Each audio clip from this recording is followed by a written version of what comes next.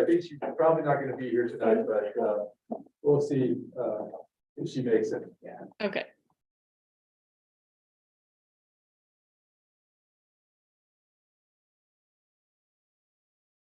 Hi, Bailey, how are you? Good, how are you? Good, thanks.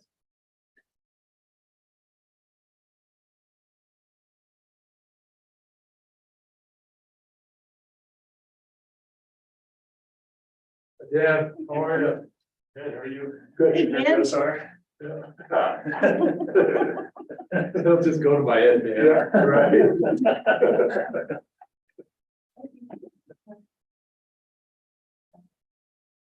Yes. Yeah. It looks like you're gonna do a lot of first. Yeah, I think she said. I'm gonna do it myself.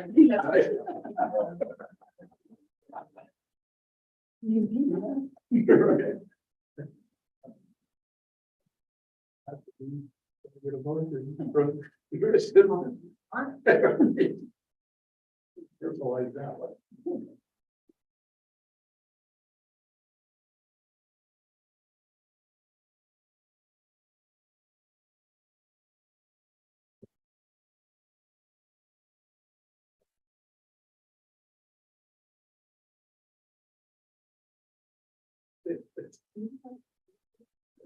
I printed it.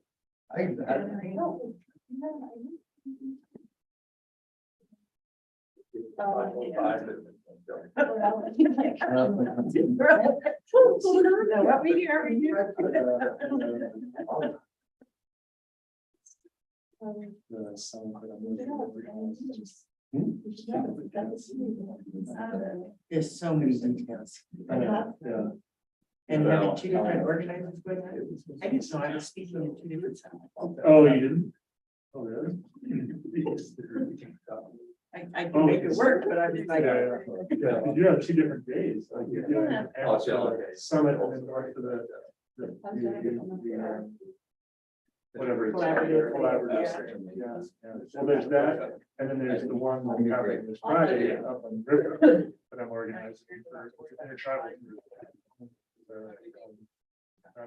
That's the one that's kind of keeping them from the bridges.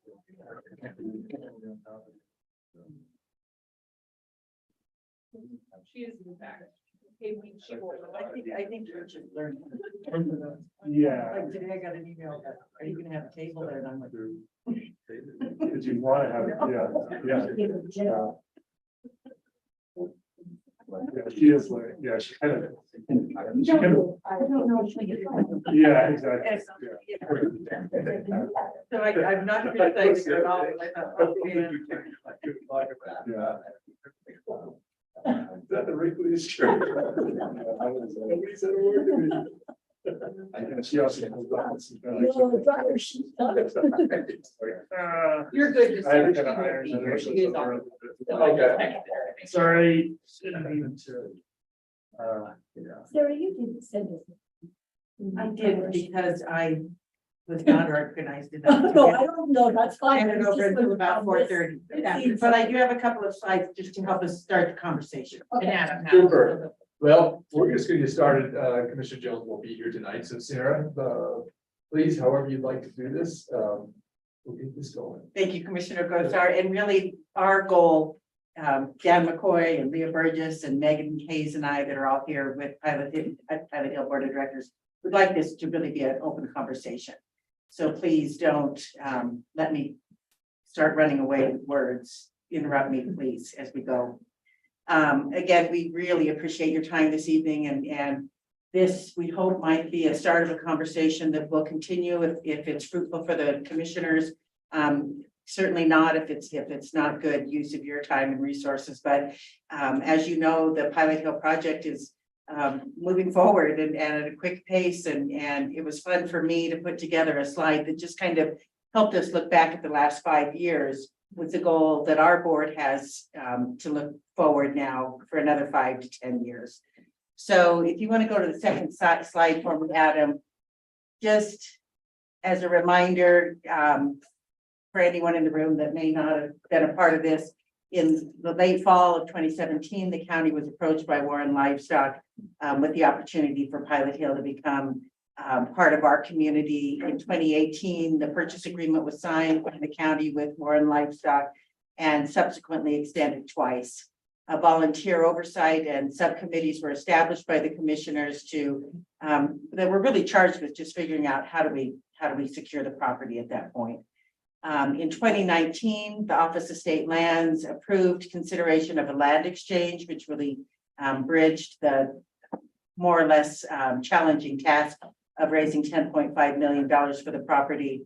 In 2020, we worked with the county commissioners and with specifically with the county attorney quite a bit on trying to figure out what kind of management structure should we establish at that point. We went with a nonprofit corporation, mostly because a Joint Powers Authority Board would take considerable time to establish. And then the land use plan was completed, the state exchange was finalized, UW purchased a portion of about a third of the property, and the leases and management agreements were finalized then.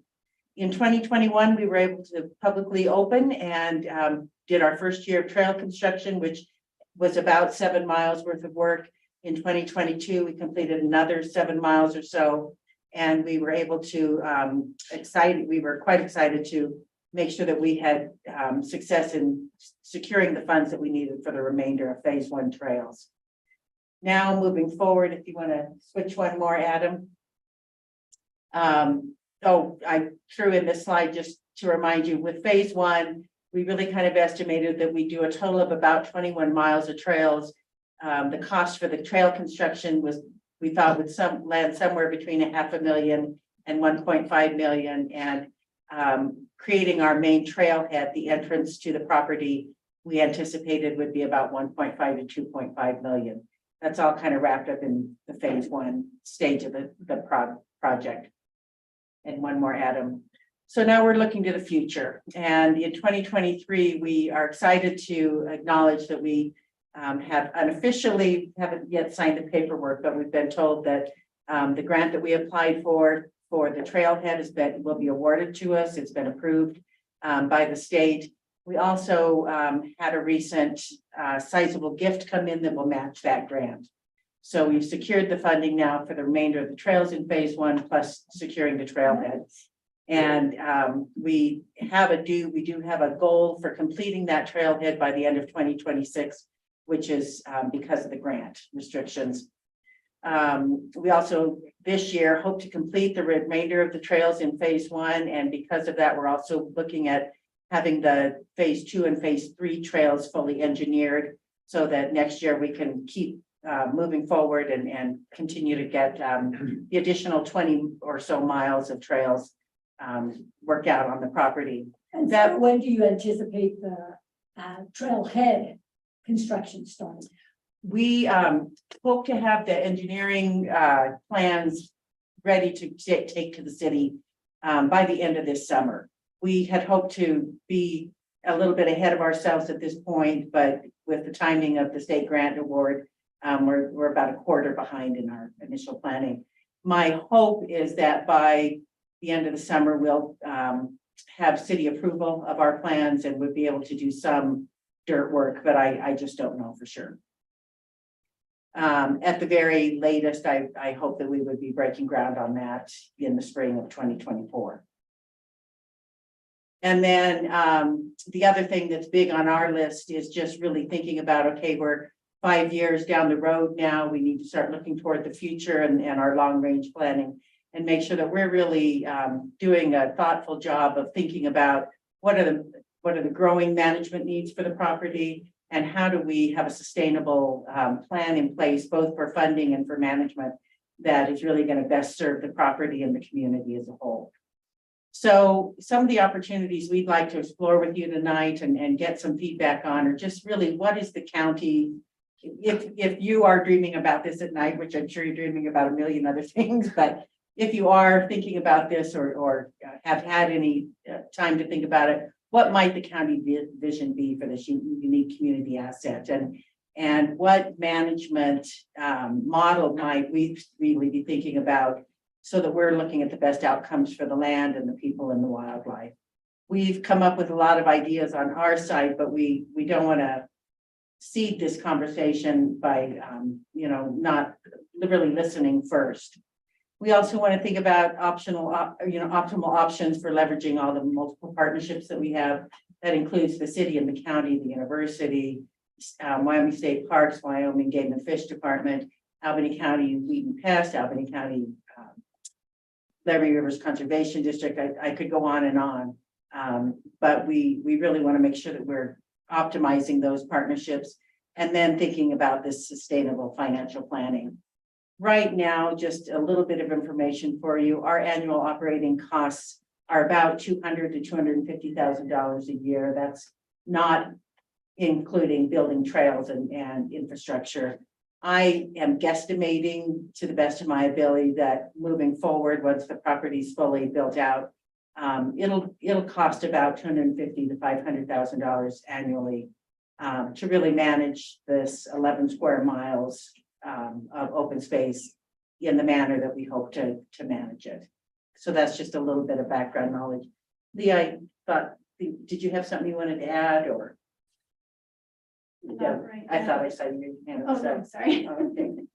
So, again, Megan and Dan, I'd love you to chime in if you want, but the one thing that I really want to make sure we're doing is just kind of hearing from you about what your thoughts might be and how we might start this conversation about our future for Pilot Hill. Well, yeah, first I commend your group for coming forward and trying to work out something with the county as far as how we go forward and be sustainable, because while we held a beautiful party and everybody had a good time, there was a lot of work for the amount that we raised, and that's just not doable every year. I mean, as a party it is, as a fundraiser it isn't. So right now, that kind of fundraising that we've been doing is not sustainable.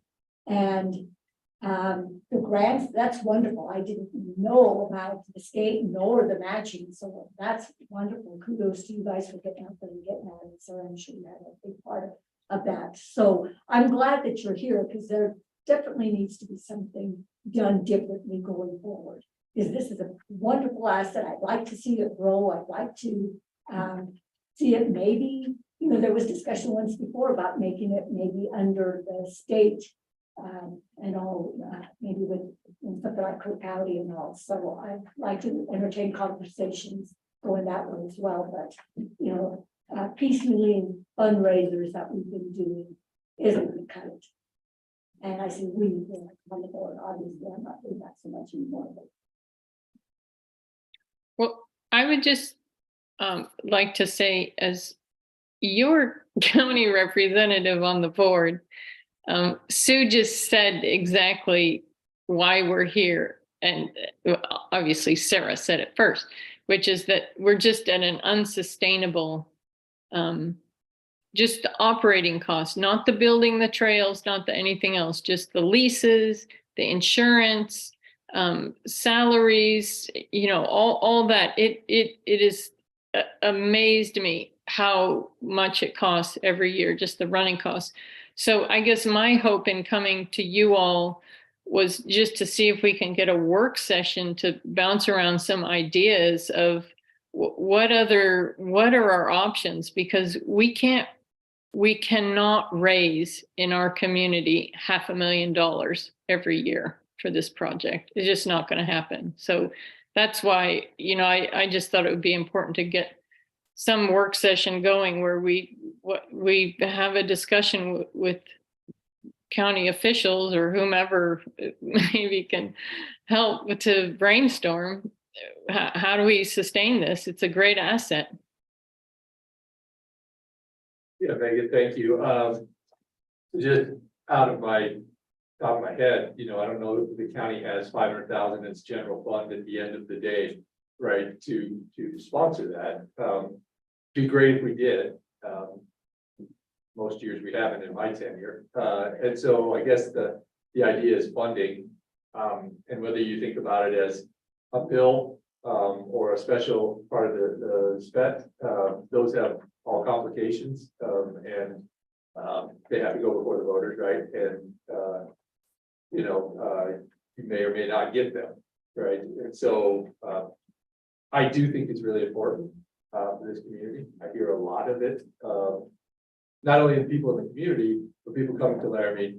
And that's one of the first things they talk about. We're bringing our bikes, right? We're gonna ride Pilot Hill. We're really excited about that. And I guess I don't know without, legal representation here, what the process is. But certainly we can find a way to get this done, we would hope.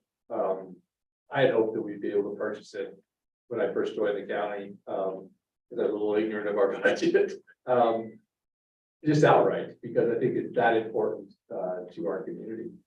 And maybe that'll yet be available to us, and maybe we'll get lucky and have a good budget year or so. But just for your information, one mill is between $500,000 and $600,000, most likely. I mean, that changes with the property values, but probably a little closer to 600 this year, a little bit closer to 500 when I first started. So just to give you an idea of the money and the figures. But I'd be interested to hear, Dan, you probably have some experience about this being done in other communities. Yeah, I think that the thing that I would bring up is that, it's pretty rare for a nonprofit to manage and run property. I mean, we were being really nimble, and we were being like, how are we gonna manage, how are we gonna deal with this? And we were just like, we gotta set up a nonprofit. But long-term, it's, the couple of the things that we've looked at, I mean, obviously we know, like, for example, larger counties like Natrona County manage large chunks of land for public recreational use. State parks is another option that we've explored. I mean, I think one of the things that we heard from the SE group planning group, there was concern with the state parks management model, primarily from the standpoint that it would be the potential for like an RV park or fires to go, if they allowed fires, or, there were just those. However, that doesn't necessarily mean just because it's state park, you have to have an RV park, right? Or you don't have to allow fires. In order for it to eventually be, there's two different models from state parks. There's either we enter into a management agreement with them and they manage the property to some degree, which is one possibility. The other one is to become an entire state park. And state parks has said that they do want to add state parks in the future, and this could be one of them. However, I think there's some neighborhood trepidation about that. There's some concern from the neighbors about that. And the other concern too is that it has to be enacted through legislation. So, and in that process, things could change about the focus of the property itself. So somebody could slip in at the last minute, something that a particular use that we might not want on the property. But I won't conjecture as to what those uses could be, but you get kind of understand that things could especially change in the legislature's side of things. We'd have to closely monitor that. And then state parks also wants to charge a fee to enter it. And there's really no like central welcoming sign like Kirk Gowdy State Park for people to enter and use it. It's very dispersed in terms of the entry points. So, and not every state park has entry fees. So for example, Hot Springs State Park has, you can come there and use Hot Springs. It's not the model that they would like to follow, because they would like to, state parks really needs to generate revenues in order to kind of for its operating funds.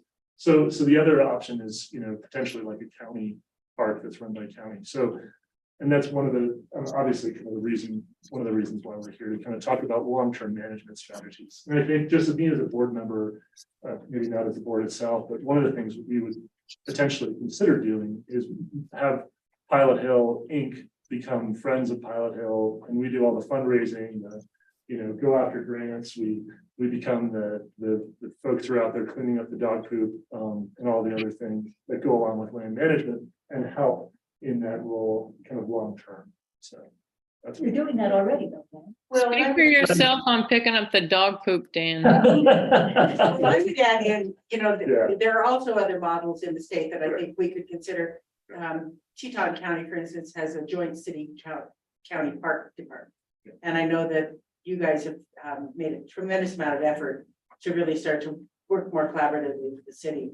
I think our reality check is that, yes, right now we are emptying the trash cans and picking up the dog poop and doing a lot of the maintenance, but as this property grows, we aren't experts at land management of parks. which is, this is kind of a state park, but it's a little different. And so we need expertise to help with that. We're fortunate to have the partners of Game and Fish who are experts in helping us manage the WHMA.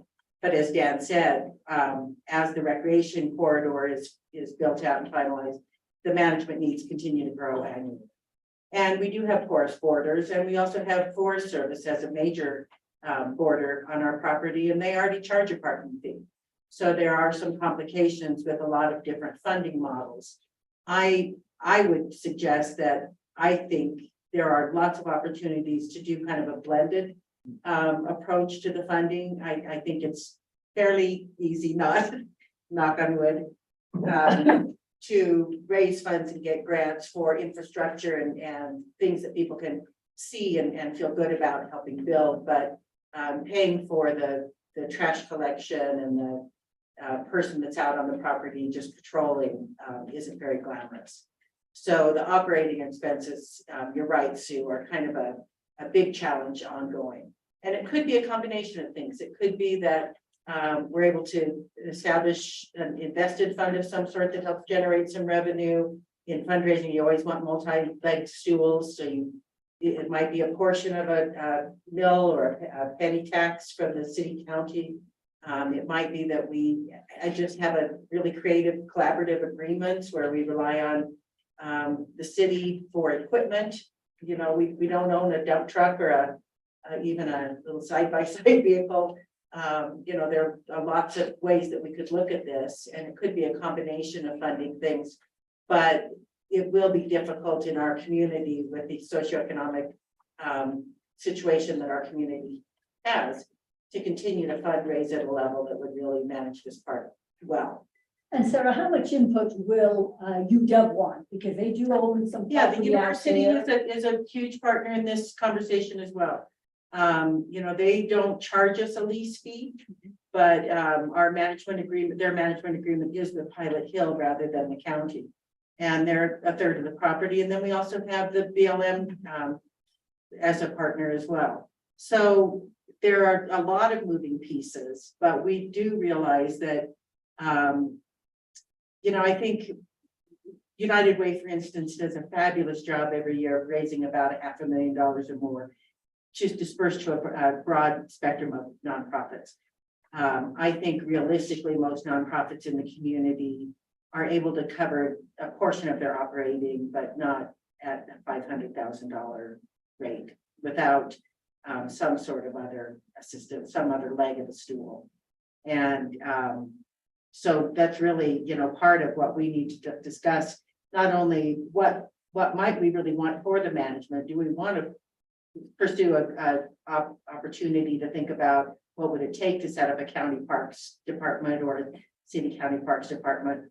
Or are we better off saying, realistically, our better avenue is to partner with state parks and figure out, do we want to just pay them on a contractual basis? Or do we want to go down the road that Dan mentioned, which is the other way that you could do it, and really ask state parks to take it on completely? I think the difference to me in the city county park in Corona County or in Teton County is the zeros after their boundaries.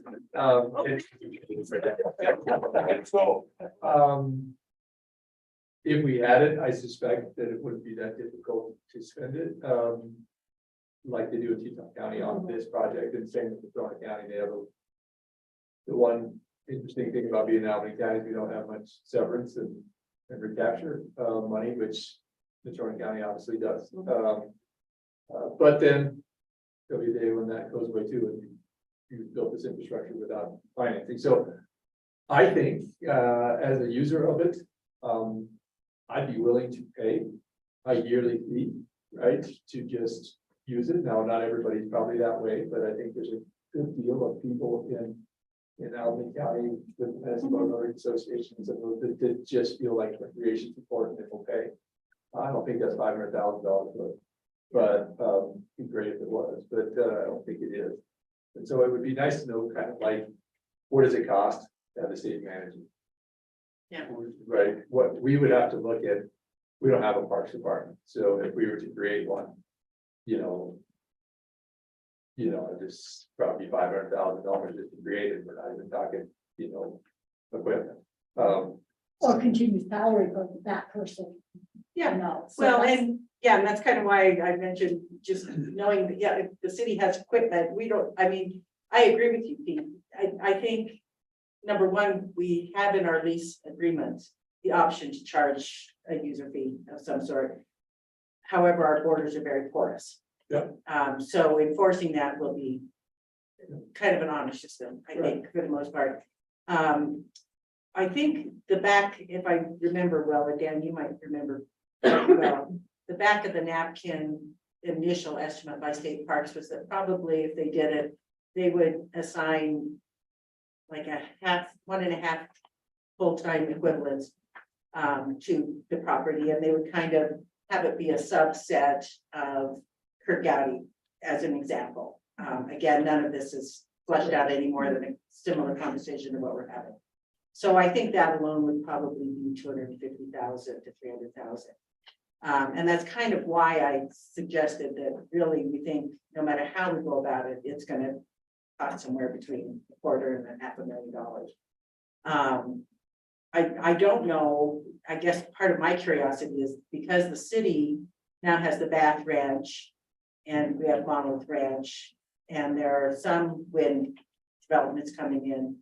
Do any of those opportunities open up opportunities for a bigger picture thinking of how some of these recreational assets might be managed or might be, Funded. yeah. Yeah, good, I mean, you know, we had something that, with the project was, approved before I was in office that is just now starting to be considered to be constructed, and so, you know, 7 years later, that might change for us, and those wind, taxes might make our, economy a little easier to deal with, but I just don't know yet, and I just don't know what that will bring in, because it's nothing really coming in, you know, sizable in that ballpark that I know of that would be able to offset that. I do think this is an important piece. I really do. I think every community that I'm familiar with that has done this is just absolutely grateful to the people who got it done, as I am to the people who got the Monolith Ranch under control. And I think it just makes a real livable place. So I'm a fan of it, and just how do we figure it out? There's a solution somewhere. I think the city and the county, could, we would, and maybe we'll be able to buy it, you know, I just don't know what their budget looks like. We'll know what our budget looks like here in a couple of months. But that will be. Retrospectively, it would have been nice when the Reltide came to us, that we had known about this and all that, we could have put something like, and part of you getting your permit is that you pay for funding over at this area, you know, Pilot Hill, but we couldn't do that, and it's too late anyway. But I do have a question, Dan, how is Glendale being run, all those trails and all that? Is it under a state system with Glendale State Park? Or? Yeah, so that's, most of the land is owned by the Bureau of Reclamation, although there are some state parcels over there, so state parks actually winds up paying a recreational surface lease, just like we're doing for the recreational surface leases that that you guys have, that we manage for the county. So it's, I think we're paying 35,000 a year with 3% increase every year. Good point. Or something like that. So, so they state parks actually winds up paying the state for those surface leases. And the Bureau, I don't think that they pay the Bureau of Reclamation for the managing recreation. I think that's managed through a lease, but I don't know the details of the lease, if it's paid or not, but it's mostly Bureau of Reclamation land. Yeah. So, but yeah, state parks then can have a state park on top of it, charge fees, all those types of things. So, yeah. And I would add just one comment. I just want to make sure you both are knowing, we're not asking you to come up with a solution Yeah. that would even be implemented this year, or Yeah. next year. You know, I mean, again, we're we're saying, we think we're in pretty good shape as we're building out the property. But we're gonna get to a point where it's like, okay, now what? So we want to start this conversation early, and we want to think about future opportunities, or how do we position ourselves to be thinking if we really want to go. If the city and the county say, we want to keep this in our hands and we want to figure it out, then we go that direction. If the city and the county are saying, no, we think really state parks might be a better manager, then we kind of pursue that direction. And in parallel, we also still continue to think about how do we put the financial structure in place so that when we're ready to do that, it all makes sense. And, I think it is beholden to us to continue to fundraise and possibly see if we can't start an endowment or at least some sort of invested fund that might also serve as a longer term in the future asset. Right, and obviously you have to finish the completion of construction and all in order to make it that much more of an attractive place for people to come visit, but also to be able to generate money, whatever method we decide to go with, to have a completed project to give to them, saying, okay, we've done all this, now how do we move forward and sustain this? Yeah. And- Go ahead. And hopefully also have it serve as an economic boom for businesses in the community in other ways, through tourism tax revenue, through all the other things. And I know that we don't have the authority to say, okay, tourism board, we want 2% of all the increase that you're seeing. But sitting on that board, I do know that this year we're going to have a record year for tourism tax, and I hope at least a little bit of that is because people have discovered Pilot Hill. Yeah, and I think there needs to be more, just like you said, tourism, maybe the rec board, right? We don't have any control over those in the school district, but I think this is really interesting position for them because they get a mill. And last year there was more money available than projects requesting the money. So I think having university involved, city involved, county involved, I think probably the resources are here. I would feel comfortable about that. I'd love to keep control of it here. I just would. I think there's, when the place is more familiar to you, you're more interested in protecting it maybe, and maybe you have a better buy-in from the community. That would be my hope. And then maybe there's some friend rec pass, right, that you could work with Municipal North Association in Pilot Hill, where $100 gets you into both places all year or whatever. I don't know. I'm not speaking for Municipal North Association, but that would be an interesting thing for me to purchase in. And I think I'm not so dissimilar to other folks. So it gives you nothing to work on other than, what can be done. I just don't know the solution set of what can be done. If that is of interest, my sense in thinking about it as something that stays local, maybe it's county or city, is to think a little bit broader, bigger than Pilot Hill in that case, more towards an open space program or something that benefits all the constituents in the county. We had a person from Laramie County Open Space Board come and talk to us just about how they got their open space program started. And that it was, it took them a couple of times really to get the public support, but then they did. And now it just cruises through and it's up for renewal in terms of the tax. And we saw such a groundswell of support for Pilot Hill. With the direction of the state's economy and the focus on recreation, the wind potentially coming, like it just feels like the time is right for us to think bigger about an open space program in this county, whether it's city, county, but it just feels like, I just feel like the momentum is kind of here. And if that's the direction that we go, then we have our work cut out to start really garnering that public support, maybe for that initiative. But laying the groundwork is something that we, hopefully with other community members, not just our little board, but that's something we could pursue if others kind of feel that way. How did Laramie County approach that? Laramie County. Laramie County. Yeah, so that was Nancy when she came and talked to us at, Oh, yes. yeah, so it was sort of a citizen movement, but then also something that really allowed it to pick up steam was to include things for some of the other communities, for Loveland, for example. One of her key points was if you are gonna do a ballot initiative, make sure there's something in there, like for Rock River, for example, in our county.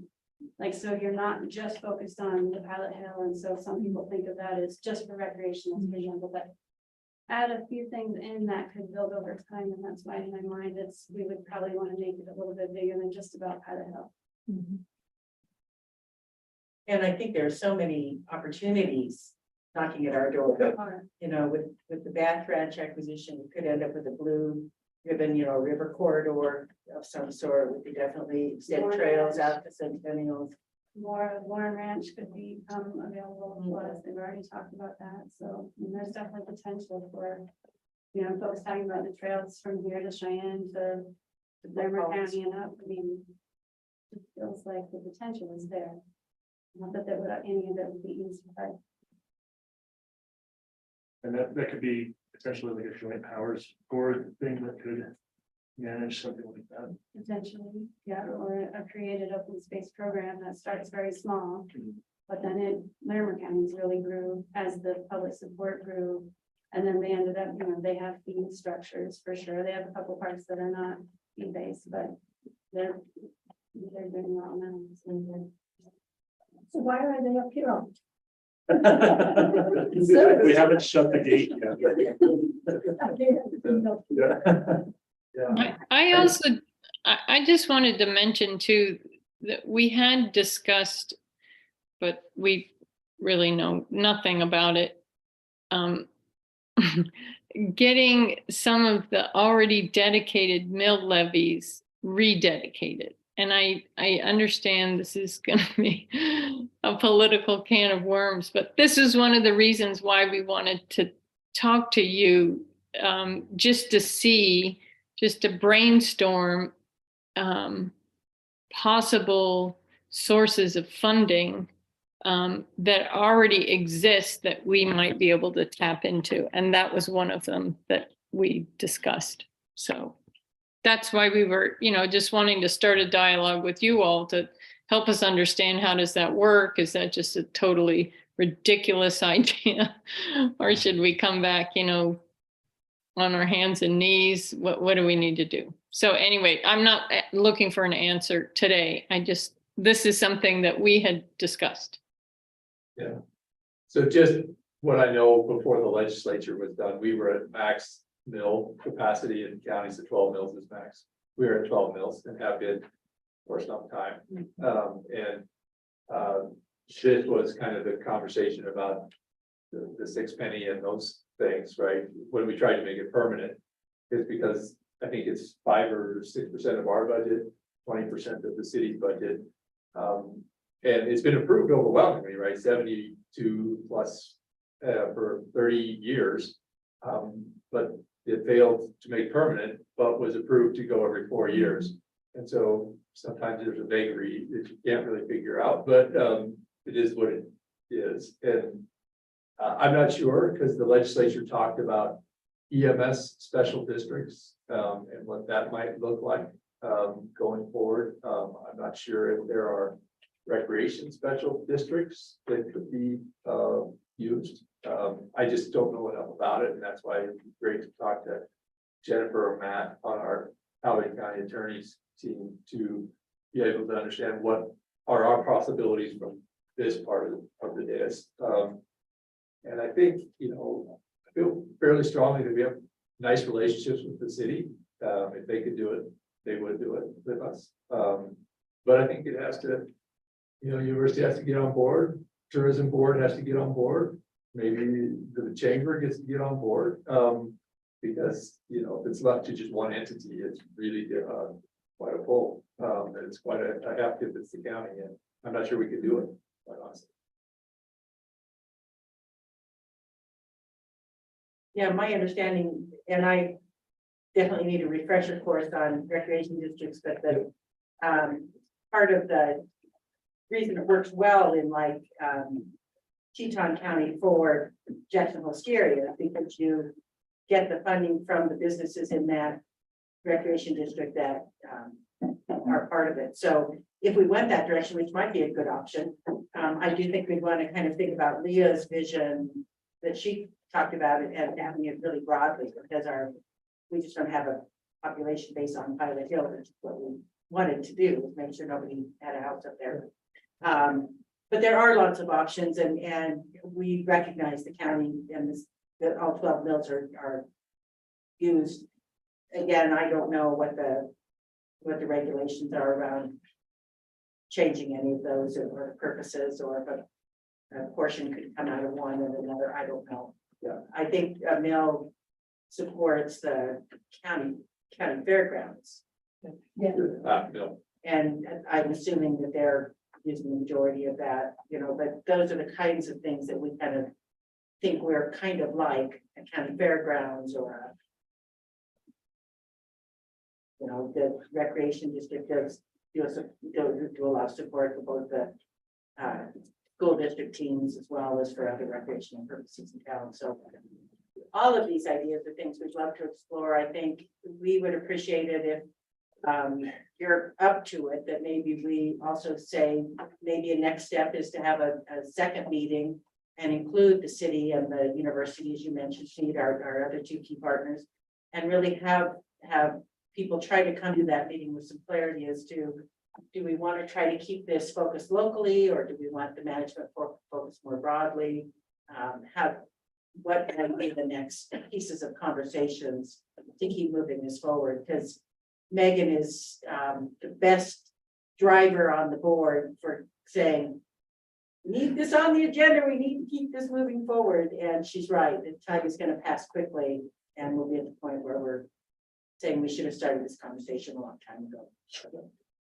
It's I think good there's that, nothing- it's good that I can have a reputation as the board nag.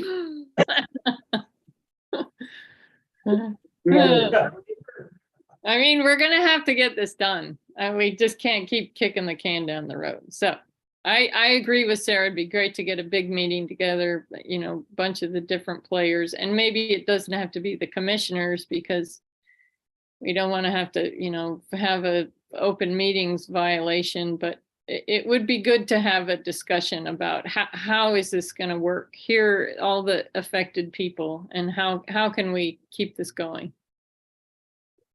in your discussions as a board, you obviously have UW representation on that board. Where have they been going? Have they been involved in the conversations? Where are they going with this, as far as giving you an idea of a direction? My sense is that they agree that we need a long-term solution. I think as every entity, they feel like their budget is stretched thin. And they came to the table with a very generous $2 million purchase to help us bridge the land exchange, but and they keep giving us free resources like Dan. but I think they are in the same mind frame that we are, that, you know, our community amazingly was successful in getting this project started, and that we need to move into the phase now of thinking about what is the long-term vision for this, and how do we manage it and go forward. Go ahead, Leah. And they have such a stake. I mean, their land being the site of the main trailhead, it's just a real commitment on their part to see this long term and to have some management. So, There's research projects going on in the property right now too, in the health school, and there's been master's work and undergraduate capstone work. So it's been a source of our ability to kind of use it for like a lab almost, for students to kind of learn and kind of apply their knowledge and so forth to it. So it's really been a huge benefit for the university. Yeah. And they really recognize that. The trustees are very supportive.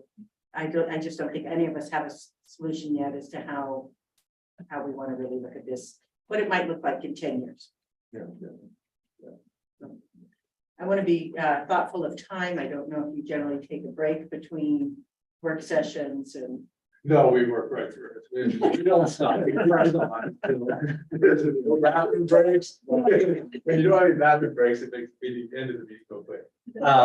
So, no, I think that, I don't worry too much about an open meeting law. If you're working with the city council, we do have work sessions with them repeatedly. People can visit on the web or be in person. It just, their ability to input is limited, right? Because they're supposed to work through some ideas there. So I don't have any trepidation about that. Do you have any problem with that? So it's nothing new or nothing novel. And I think maybe after the budget part of their year and our year, it'd probably be easier to get on the schedule. And probably better to have an understanding of where they are that year. And maybe they could project, you know, that it could be how they're looking, and if it was 500,000, they might be able to do 100,000, or we might be able to say about whatever the deal is, and then we can start to piece together how this might look. And so I think it's important. I think I really do appreciate you guys being willing to start this conversation. I think it's a really great conversation for the community and such a cool conversation to have. So what a resource and what an opportunity we have that wasn't there 10 years ago. Thank you. Well, I'll follow up then with Kayla and whomever at the city, and we'll definitely respect budgeting season. Yeah. Thank you. Yeah.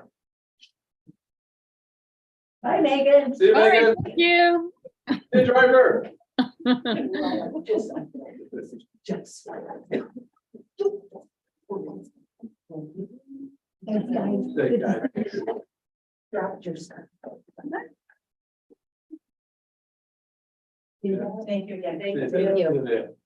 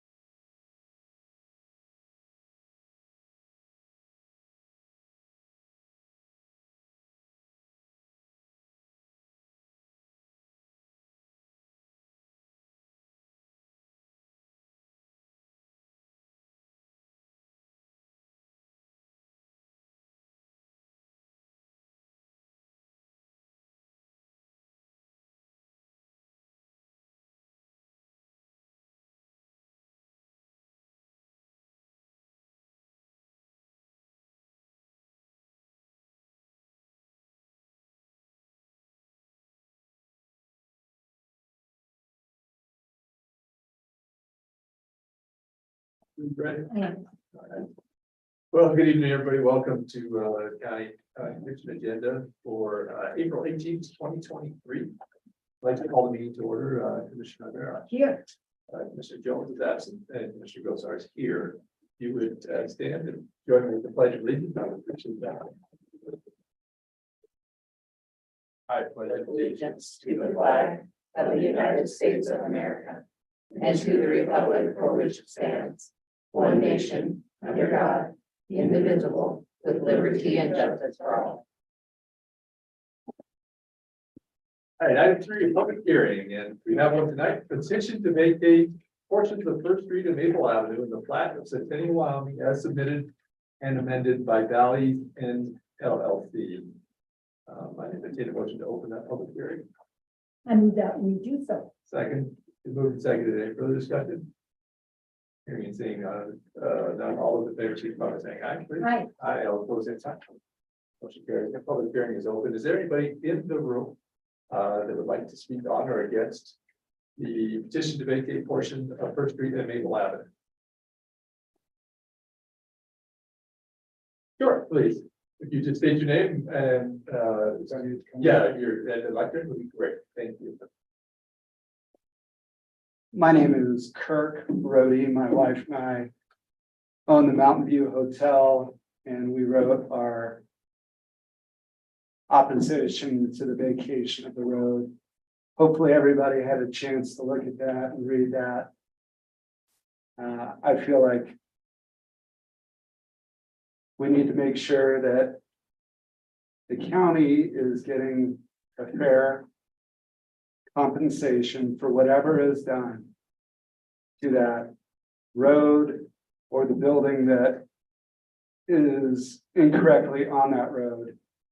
You know, my opinion is that the building needs to be demolished, and there needs to be at least an opportunity, if that road is going to be vacated, that other people should be able to bid on the vacation of that road. So I stated all that in my letter, and I just want to make sure that the right thing is done, that's the best for Centennial. And that building has been getting worse and worse, which I included pictures. And I just feel like it needs to be torn down at this point. That's it. Thanks. Thank you. Appreciate it. Anybody else? Oh, please jump in. Commissioner, can you hear me? My name is Jill Gustafson, Centennial, Wyoming. I would just have 2 words to say, and thanking you for the opportunity, and that is civil rights. Long live them. Thank you.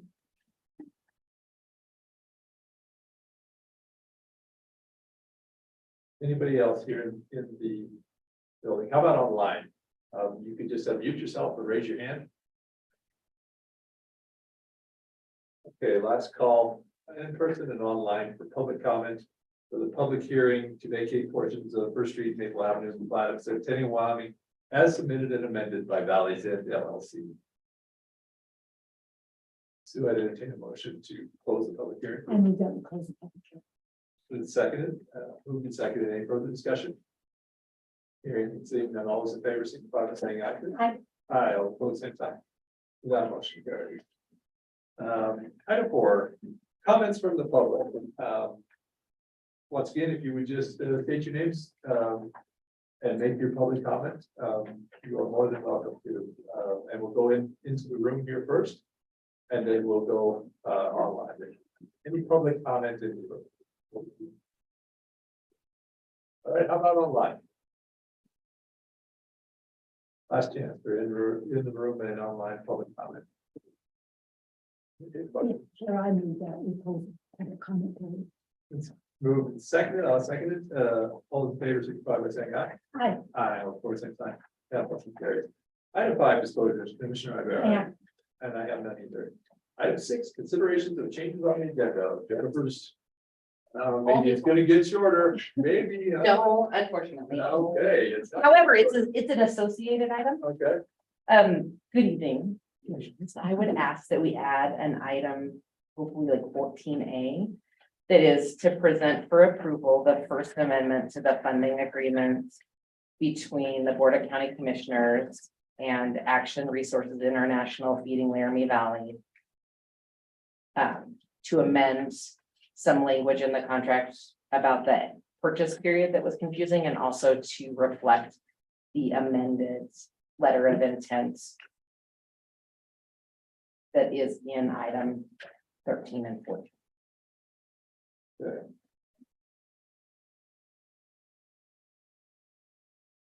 On the, I have discussed First Amendment funding agreement between Action Resource International and Albany County. Is that enough for Yeah. any point of that? What? No, that should be fine. And it would just be a present for approval, that First Amendment.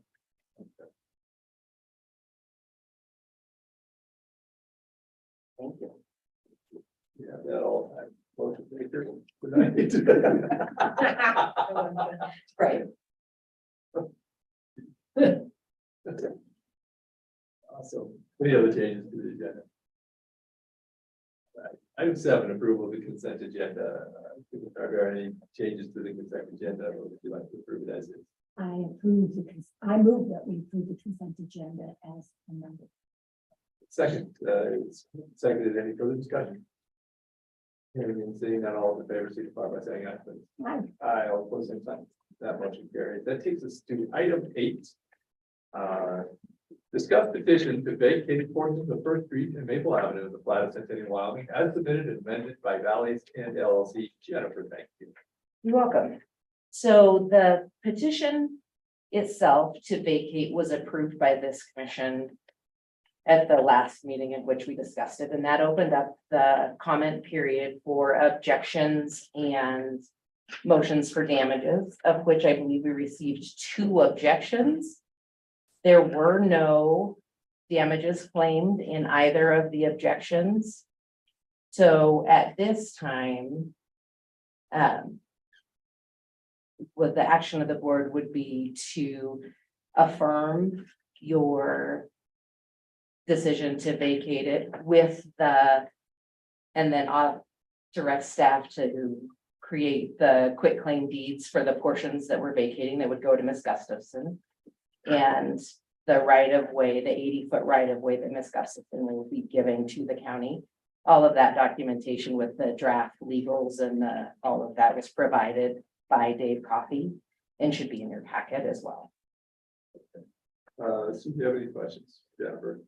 Yeah, so I will be, if we choose to, would be moving to affirm the decision that we made back in. It was in March. March. Okay, Yes. to uphold. our Yeah. decision. And this is the public hearing. So if anyone had claimed a dollar amount for damages, then we would appoint assessors and do all of those things. We did not receive any claims for damages. There were just additional objections. Yeah. I just have a question, Jennifer, and if you can help me with it.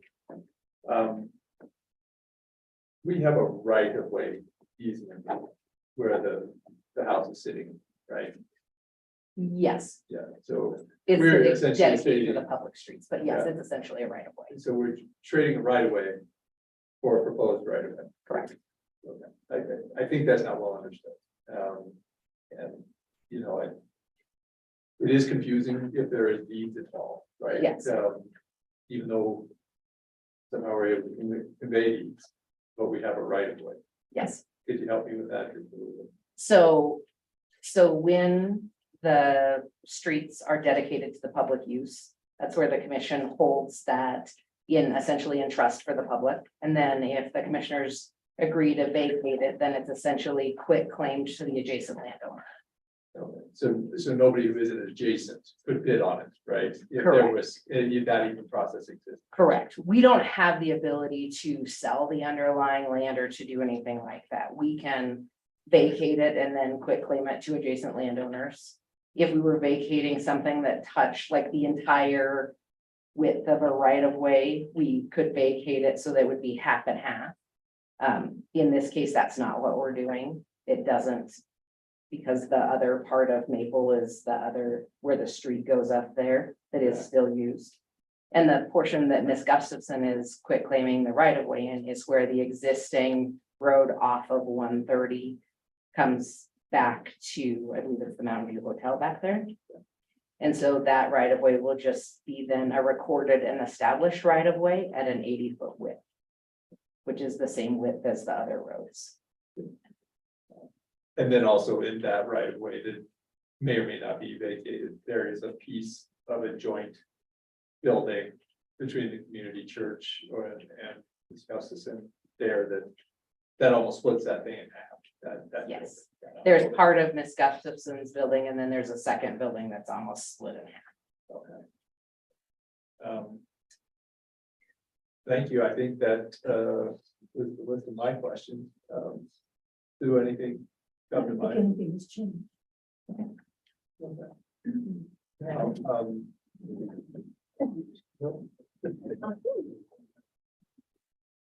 It seems like some people came, I didn't late for the public hearing, and so I do want to give you an opportunity if you'd like to make your case one way or the other. Are you interested in presenting for or against the? Not for or against, but I have a question. Sure, come on up, please. With that. And I wanted to tell you, thank you. When we came last time, I love that you were fiscally responsible and asked about the values of the land. That was very impressive.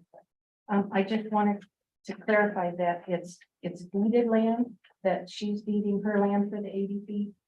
And you're deeding that land, so there's never a question that it can be closed or anything. The road, So the proposed road is out there. We will have the exact same rights as we have existing on the right of way that is has a house in it. and so the state, you own the 80 feet. It's in a trust and you watch out for it and it's protected forever. Okay. That's the intention. Okay, Forever's a long time, but Well- we'll try. well, as long as you're here. Yeah. Okay, that Yes. was my, Well, and it should be beyond our 10 years on the commission. Yeah. You know, this is not something we have to do. This is something that's available to us as a way to work with planning. That has the vagaries of a railroad town, with the railroad being replaced by a road that did go right where the railroad. right. And this, I just have to let people know, is not the only place in Centennial that is in a like spot. And so we're trying to be very careful about not creating, an expectation. Because not everything is the same.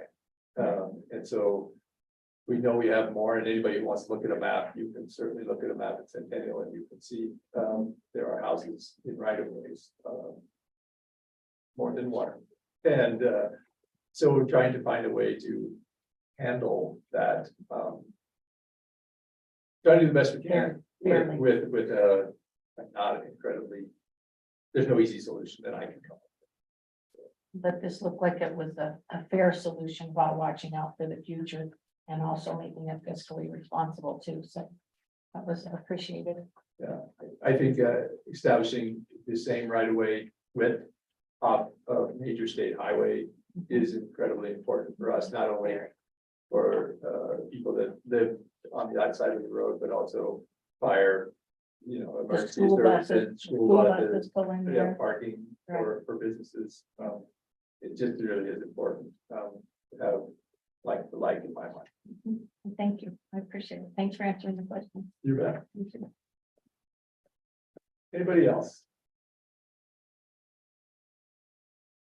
Nothing? All right. Time motion or what's your pleasure? I thought this was just a discussion. Do we need to So if you take could just action? then direct staff to draft the necessary documents to be signed at the next meeting. Okay, so I move that we affirm our initial decision and direct staff to record all documents required And could we amend that to have the chairman sign? We can get them drafted before the next meeting, if that's okay. Agree? Okay. Second agrees. Been moved and seconded. Any further discussion? I guess, has been probably the third time this has happened in my tenure at Centennial. I suspect there'll be more, coming. And I want to tell you that I don't know that there's this really good solution. We hope to have happened on a solution that's reasonable. But you kind of handed what you're handed, and we are left with a few ideas like bulldozing a person's house. And that may or may not be useful in the future. I'm not ruling that out. Or trying to find a way to have it public good protected while still maintaining some sort of community integrity, I guess. And so if you have an interest in finding solutions with us, there are more solutions to be had at Centennial. Let me know. We're more than happy to hear from it. Because I don't propose that I have all the ideas, or that this commission has all the right ideas, given. So. And Commissioner Bush, I just want to add that Ms. Gustafson has been incredibly patient through this all, and very willing to work with the others and listen to others, and I appreciate that. It makes our job a little bit easier and obviously very transparent. I'm glad that you have reached out to your neighbors and all, and I just want to thank you for your patience. We just saw, because I know it's been a long time. The moved and seconded. Any further discussion? Hearing and seeing none, all in favor signify by saying aye. Aye. Aye, all opposed, same sign. That motion carries. My thanks to Karen back there for the unbelievable work on the report. That was really helpful to have the background knowledge that has been absent previous to this. So thank you for doing that work. Here, here, Karen. Yeah. 9, present for approval, second amendment to the construction contract between the Board of Commissioners of the County of Albany, Wyoming, and Shepherd Construction Inc. for the Board of County Commissioners meeting room remodel for the purpose of extending the contract date to June 2nd, 2023. I'm filling in for Jake because he is traveling and not able to call in this afternoon or this evening. So this second amendment is to extend the completion date to, I believe, June 2nd or 3rd. I don't have it right in front of me. Oh, to June 2nd. The manufacturer who is doing the casework as well as the doors, their initial delivery time got pushed back. So Jake wanted me to make it clear that it's not that our contractors, it is not that our contractor is not doing what they could do or getting done what they could do. The wind just blew it off. But they're waiting on their manufacturer to get those things. So he's hopeful that this will be the last extension that's in there. So Awesome. Sue, any questions? I don't have any, it's understandable as far as getting materials and that, so I moved out to be approved item 9 as presented. A second. Moved and seconded. Any further discussion? Hearing and seeing that, all in favor signify by saying aye. Please. Aye. Aye, all opposed, same sign. That motion carries. It's gonna be nice. I mean, it was nice to walk down there, and it's already gonna be a much better meeting space. Item 10, present for approval, request for the proposal for the purchase of magnesium chloride and holding tank delivered in Laramie, Wyoming, and direct the clerk to advertise. Rob, good evening. Thank you. Good evening. If you remember right, last year, we got some egg that we used on primarily Curtis and Welsh and Two Rivers Road. I think it made a huge difference. It allowed us not to have to, be prior to the mag, we bladed Curtis and Welsh, I think 4 times in a 2-month period. And after we put the mag down, we haven't bladed it yet, although here in the next couple of weeks, we'll probably blade it again, hoping that we won't have to be doing it twice a month. So anyway,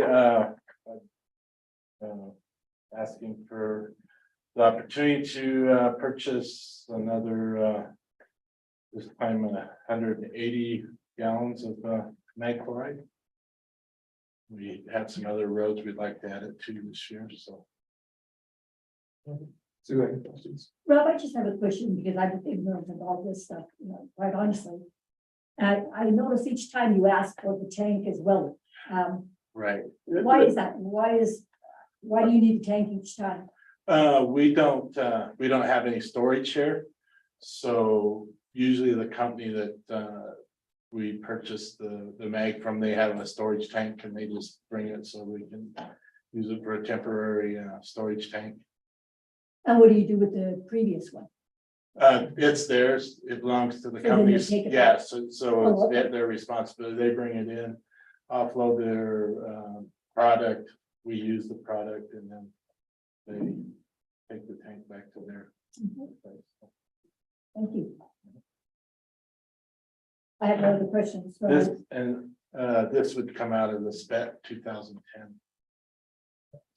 Yeah, time in the future, Rob, where you would have your own tank here and then we just fill the product, or is that just too much of a hassle? You know, I think that's something maybe in the planning stages that we could really look at.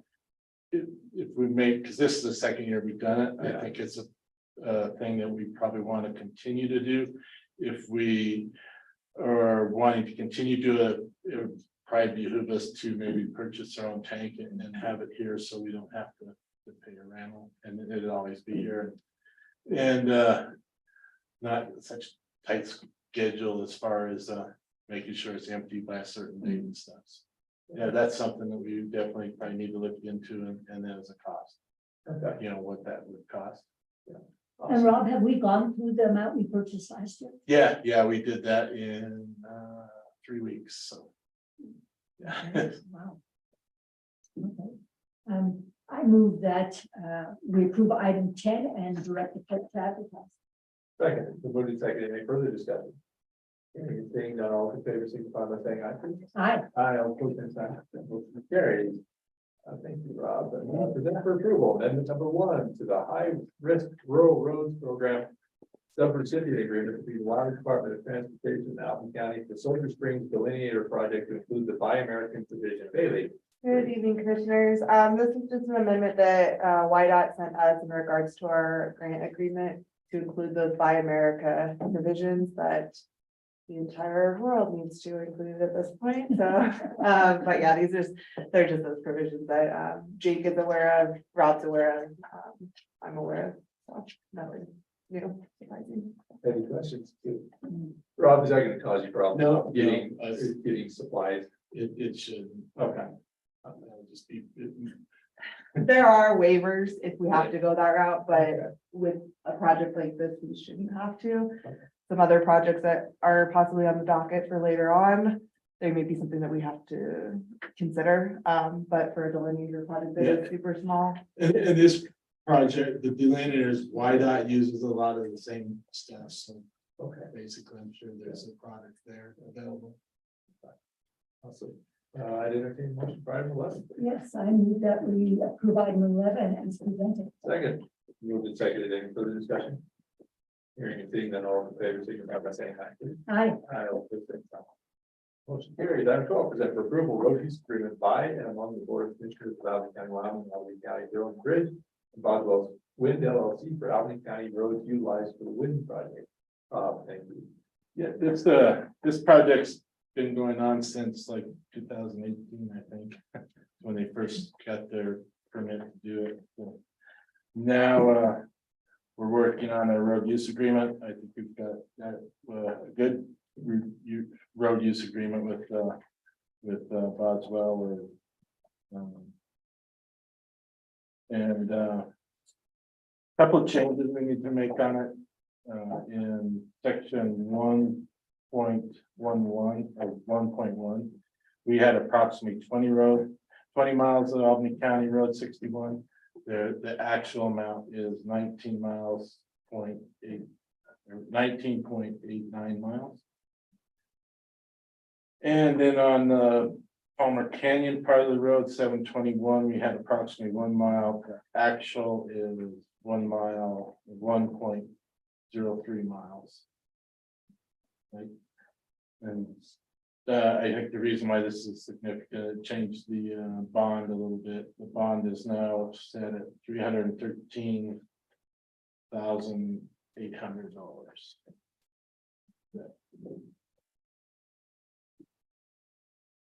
Questions? Entertain a motion for 12, please. I move that we approve item 12 as presented. Second, moved and seconded, any further discussion? Hearing and seeing none, all in favor, signify by saying aye, please. Aye. Aye, all opposed, no sign. Motion carries. Item 13, thank you, Rob. Discuss updates and current standing of Action Resource International American Rescue Plan Act funding. Jennifer. Thank you. So, the deadline for submission of all the information from Action Resources was April 11th. And we got all the information from them on that date. We had a chance to go over at the end of last week, and then Brady and Kayla and I met yesterday afternoon late. So what I emailed to you this afternoon. Oh, well, and then in the conclusion of all of that, all of the things that we asked them to do have been done. So we have no further outstanding issues. That's the entirety of 13. Unless you have other questions. We got it all taken care of. They submitted everything. And then 14 is the approval of the things that they have submitted. And so those are in what I sent to you this afternoon. And with that, since we had sent the letter with the notice of default for that second notice of default, we wanted to send a letter that the default had been remedied so that they would have that for their files.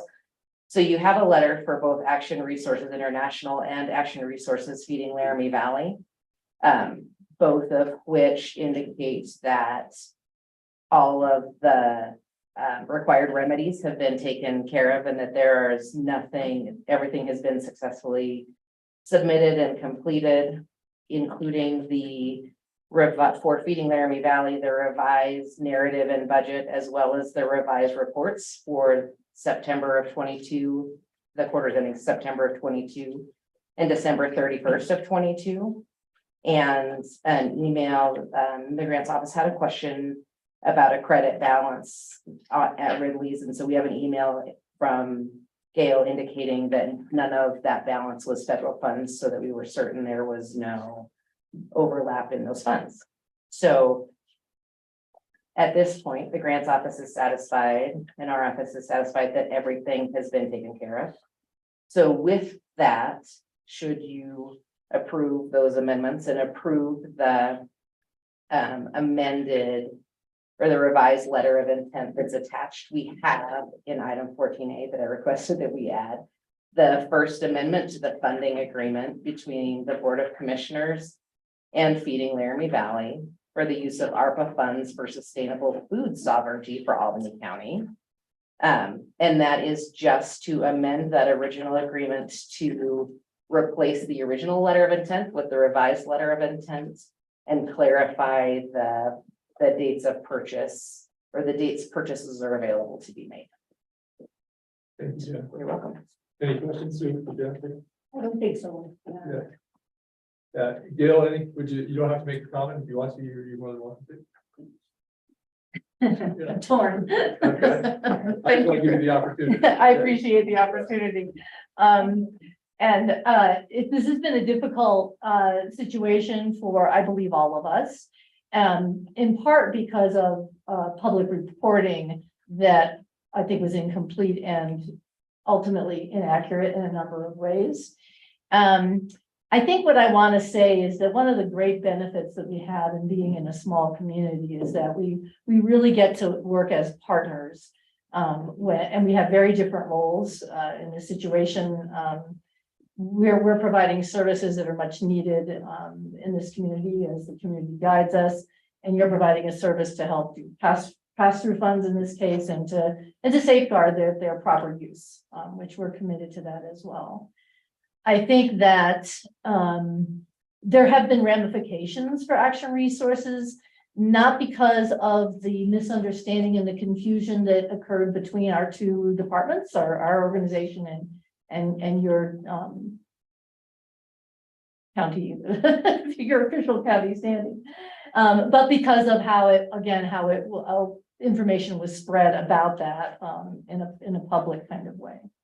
And I think what I would like to, I hope what we can all learn from this process is that telephones still work really well. And a phone call, because in fact, what was discovered in a lot of cases was there was a missing link that had not been seen by the grants management's office that actually led to the receipts that had been reported as being, vastly missing, and they weren't, they had never been missing. But they hadn't been able to be reached through technical difficulties and perhaps missing parts of an email. The dates, there were conflicting dates that were part of the complete contract. And the contract, in fact, we all missed it. The contract was signed by the county, it was fully executed by the county, and it was signed by Action Resources. So there were a lot of people who missed that there were conflicting dates. The way it was reported is it appeared that we were inappropriately using funds or misallocating funds, things that people hear in the world that sound very startling, that it was a mistake that we all made that was relatively easily and legally remedied so that we could take care of that matter. So it's important to me that this be seen as we kind of hopefully learn some lessons together, that we can communicate more clearly, that we can ask questions before we jump on accusations that might be inaccurately reported. I'm very grateful to the grants management office, to you, to the county attorney's office, to my board, to my staff, who all participated after the big, scary, really upsetting brouhaha occurred, that we sat down and very calmly and carefully, with a lot of work and effort, sorted through it all, found out what was going on, which included that our first quarter report that was submitted, which was entirely made up of what we now understand are expenses that were expended, rightfully so, for food for the community, but they were outside the allowable expenses in the contract. And that report was fully accepted and fully approved by the grants management office. So we just kept going. So we still didn't have any reason to go back and say, oh, I wonder if there's anything wrong with the contract. But this is the kind of thing that's not unusual. This happens to all of us. And again, when we all got together and we worked it through, we were able to discover exactly what was going on. The receipts were discovered. We learned new ways of being able to maybe more clearly, we're talking about hundreds and hundreds of receipts. So it's not just a few receipts. So it's a complicated thing. It's for expenditures already made, which is very unusual. And so we're having to go in and track them down and pull them into a different grant allocation, which is appropriate, but it's not easy to do. So we've now also learned a better way of communicating what they're looking at when the grants management office receives our reports, that they can more easily check than having to kind of go through every single receipt, which is how we originally submitted it as requested. So again, that just shows, which is a lesson we all, hopefully, I've learned it over and over again, that communication is key. And that if there had been calm, straightforward communication, which in my 43 years of doing federal grants, that's usually what happens. We get a phone call, hey, this doesn't look right. Are you doing something wrong? Are you not understanding something? What can we do to fix it? And then we sit down and fix it. So I just would like to express my concern. I wish we could have skipped over the part that we're still receiving ramifications from. There are people who are now, from reading orally represented public reporting, think that, there's something to be concerned about in terms of how we handle our funds, which is not true. It's not to say we never make mistakes, but we're deeply committed. We spend a lot of time and resources on that end of things. I do, while our extraordinary staff is out there getting healthy food to hundreds of people. So I hope we can all learn from that. I hope that this is not, the takeaway is not that Feeding Laramie Valley or Action Resources made big errors and now they fixed them. We made some errors and so did the county. And we all got together and we fixed them. And we're all going to move forward and do better the next time around. thank you for the opportunity to say a little bit about that. And I appreciate being able to move forward, and I appreciate everyone's effort in resolving this matter. So thank you very much. Thank you. Mr. Chair, I'm ready to make a motion to cover item 14A to reflect the changes in items 13 and 14. And that motion is to approve the First Amendment to funding agreement between Board of Commissioners of Albany County, Wyoming, and Feeding Laramie Valley for the use of ARPA funds for sustainable food sovereignty for Albany County. Very good. A second, it's been moved and seconded. Any further discussion? Hearing and seeing that all in favor, signify by saying aye. Aye. Aye, all opposed, same sign. That motion carries. Do we need a 14? We need a motion. Yeah, so we need a 14. So I move to approve the revised Action Resources International Feeding Laramie Valley Emergency Need Funds request from Albany County American Rescue Plan Fund, ARPA funding, including revised September 30th, 2022 and December 31st, 2022 reports. Second, second, any further discussion? Not to beat this one to death, but to take my ownership of that. I mean, I missed the dates. And so I will be much more cognizant of dates going forward. And I think there is something to be learned. I think in the shop that I run, we don't worry about making mistakes. It's how you respond to those mistakes that really makes the difference. And so you have an opportunity to correct. And here we corrected it. This was an intention of this board to invest in this community because this entity, because this really does make a difference in people's lives. I don't want that to be lost in all of this, right? That was the intent.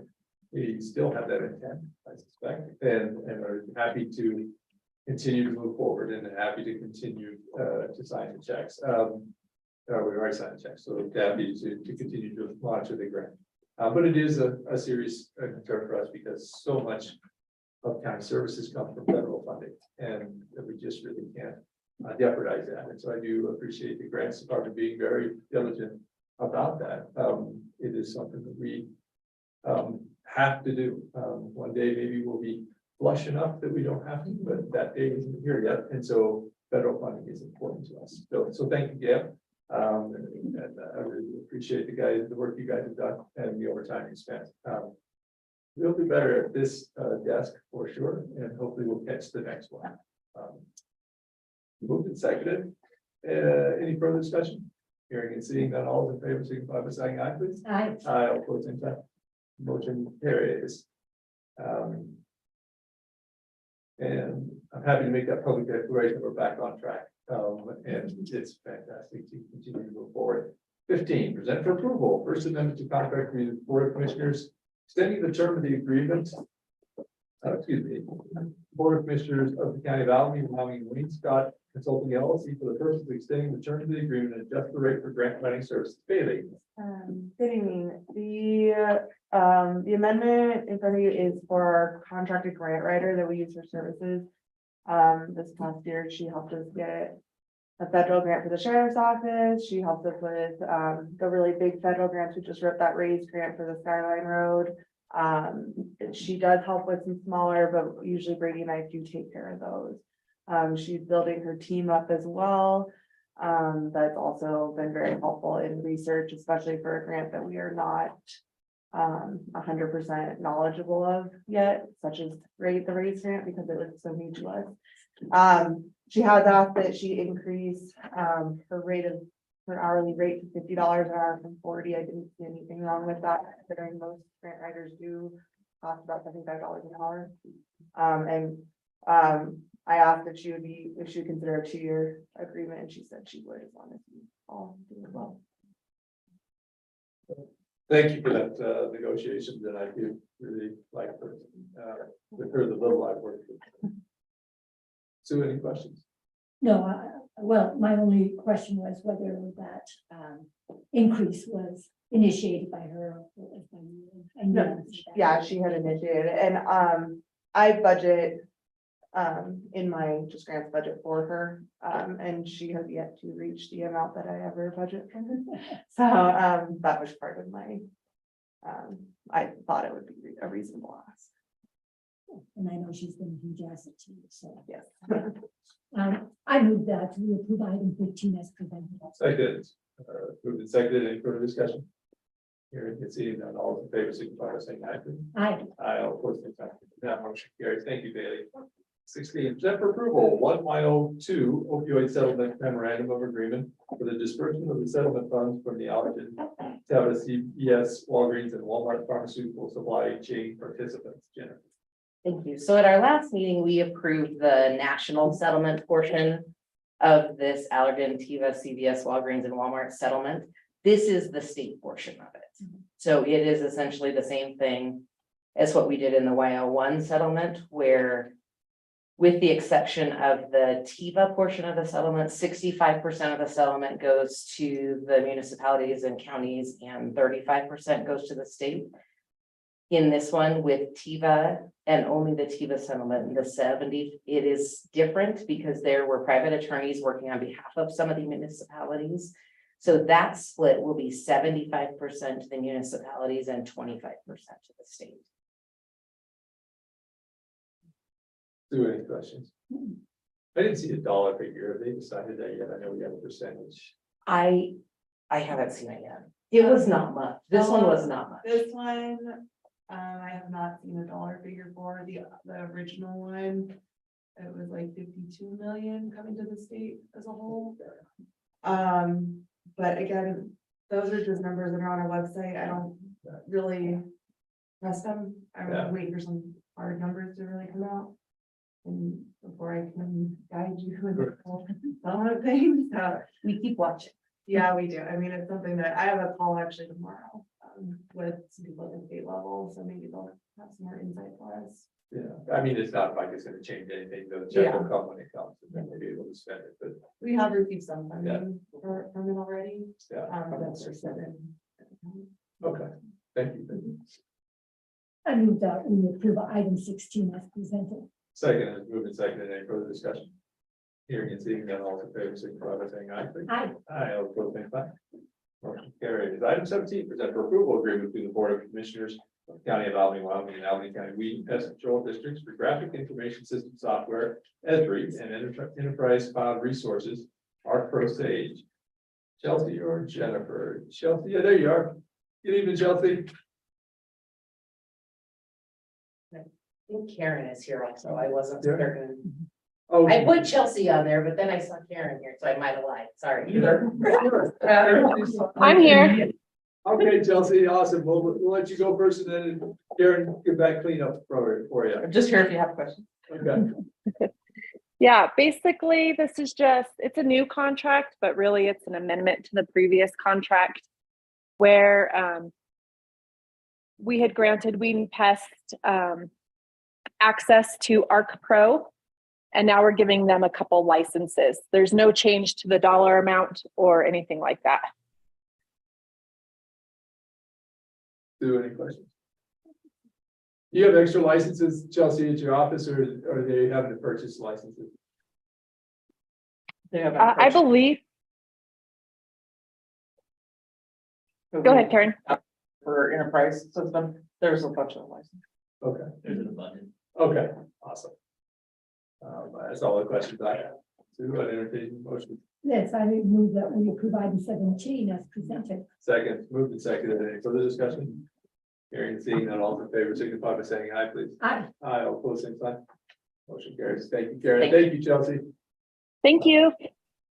Item 18, present for approval, application to the Wyoming Office of Homeland Security for the 2023 Emergency Management Radio Tech full-time position and related emergency management expenses in the amount of $107,702.56. Bailey, and it's like Sheriff Albany. Yeah. I'll start us off and then I'll turn it over to Sarah for Kate. Okay. This grant is the grant that pays for the EMA operations. So it pays for the salary, benefits, and then whatever office items that they need. After meeting with Kate and Sheriff, first of all, we had Kate promoted to the coordinator position, so that made a few changes in that department. But after meeting, we kind of decided to change it up a little bit. There's a different need now in the EMA world. And We want to go in with a new position that we're gonna ask for. Our thought is to remove the part-time, which was Kate's position that eventually moved up to the deputy, so remove that. And put in a radio tech position. I'll let Aaron talk about it in just a minute. To your budget, that does increase the budget a little bit because this pay would be more than what Kate was making as a deputy. This grant has a 50% match. So whatever we request, we do have to match 50%. We are allowed to match by in kind though. However, you have to have so much cash to run this office. So we have to make sure we have enough cash in there. So the budget that I did include with you, it probably looks a little messy. That's because it is a little messy. In order to work these numbers, it takes me a little time and lots of math tricks. But I'll let Aaron talk about that radio tech position. To kind of give you guys a background of it. Commissioners, good evening. So with this application, we are changing things up a little bit. We wanted to add the radio tech position in there, and the radio tech position is going to be basically a technician that's going to work on all of our communications within Albany County. So that includes all of our physical radios, portable radios, emergency notification systems, siren systems. What else am I missing? Not only be able to work, but install, maintain, go out for bid for new equipment, replace old equipment, take stock of the equipment that we have. And basically, like I said, maintain that whole communications section for the county. To give you an idea of why this position is so important,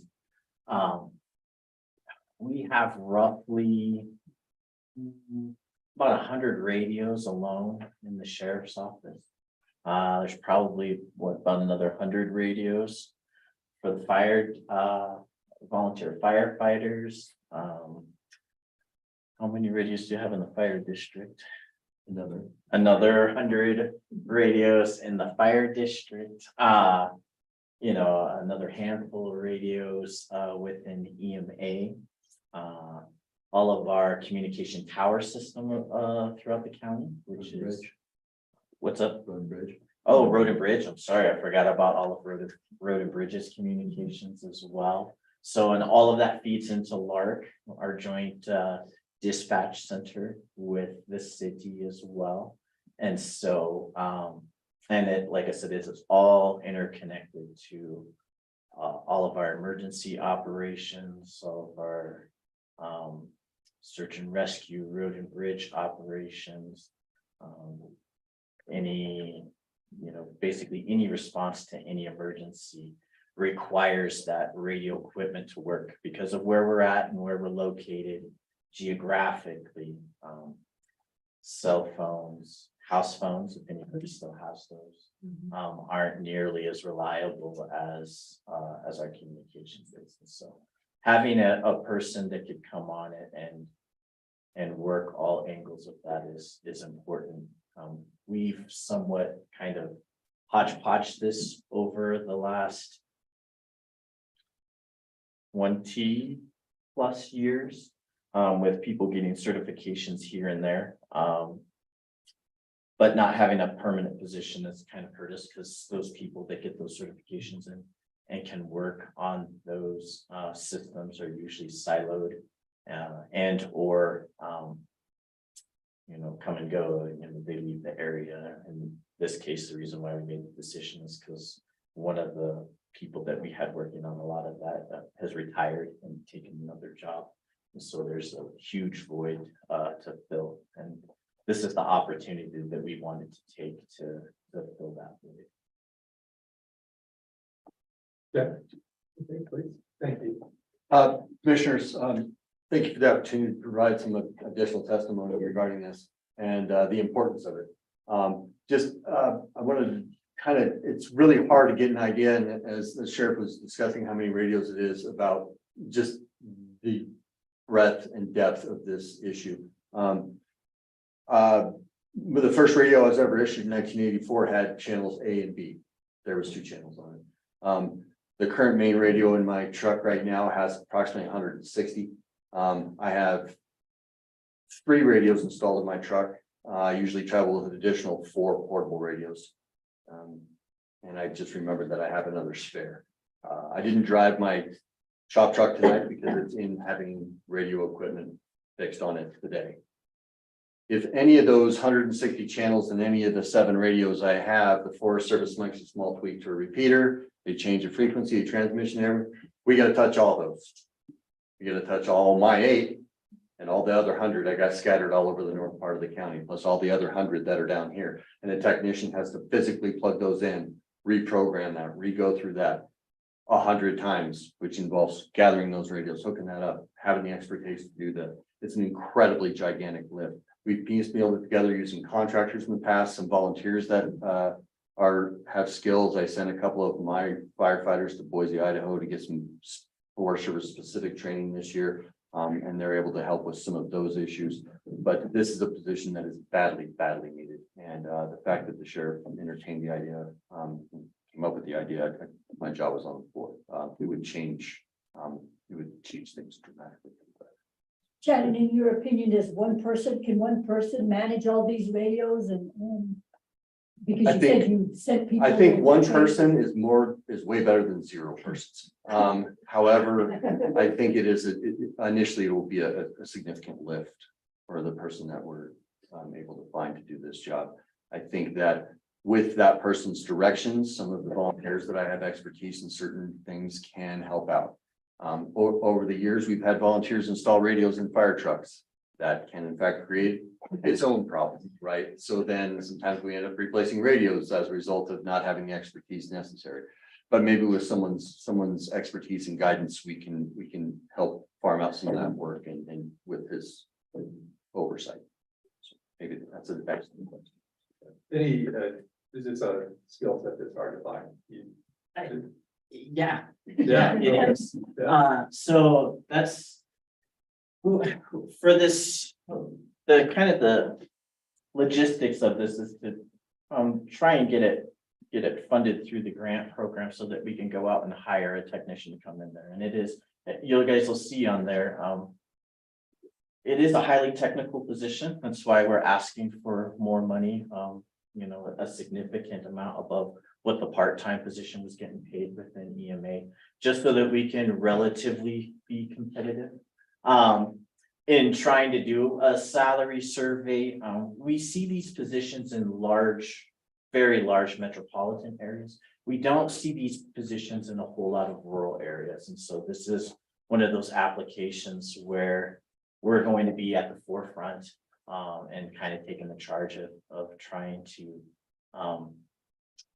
take the lead in terms of our emergency communications through the EMA office and by large in part all of Albany County.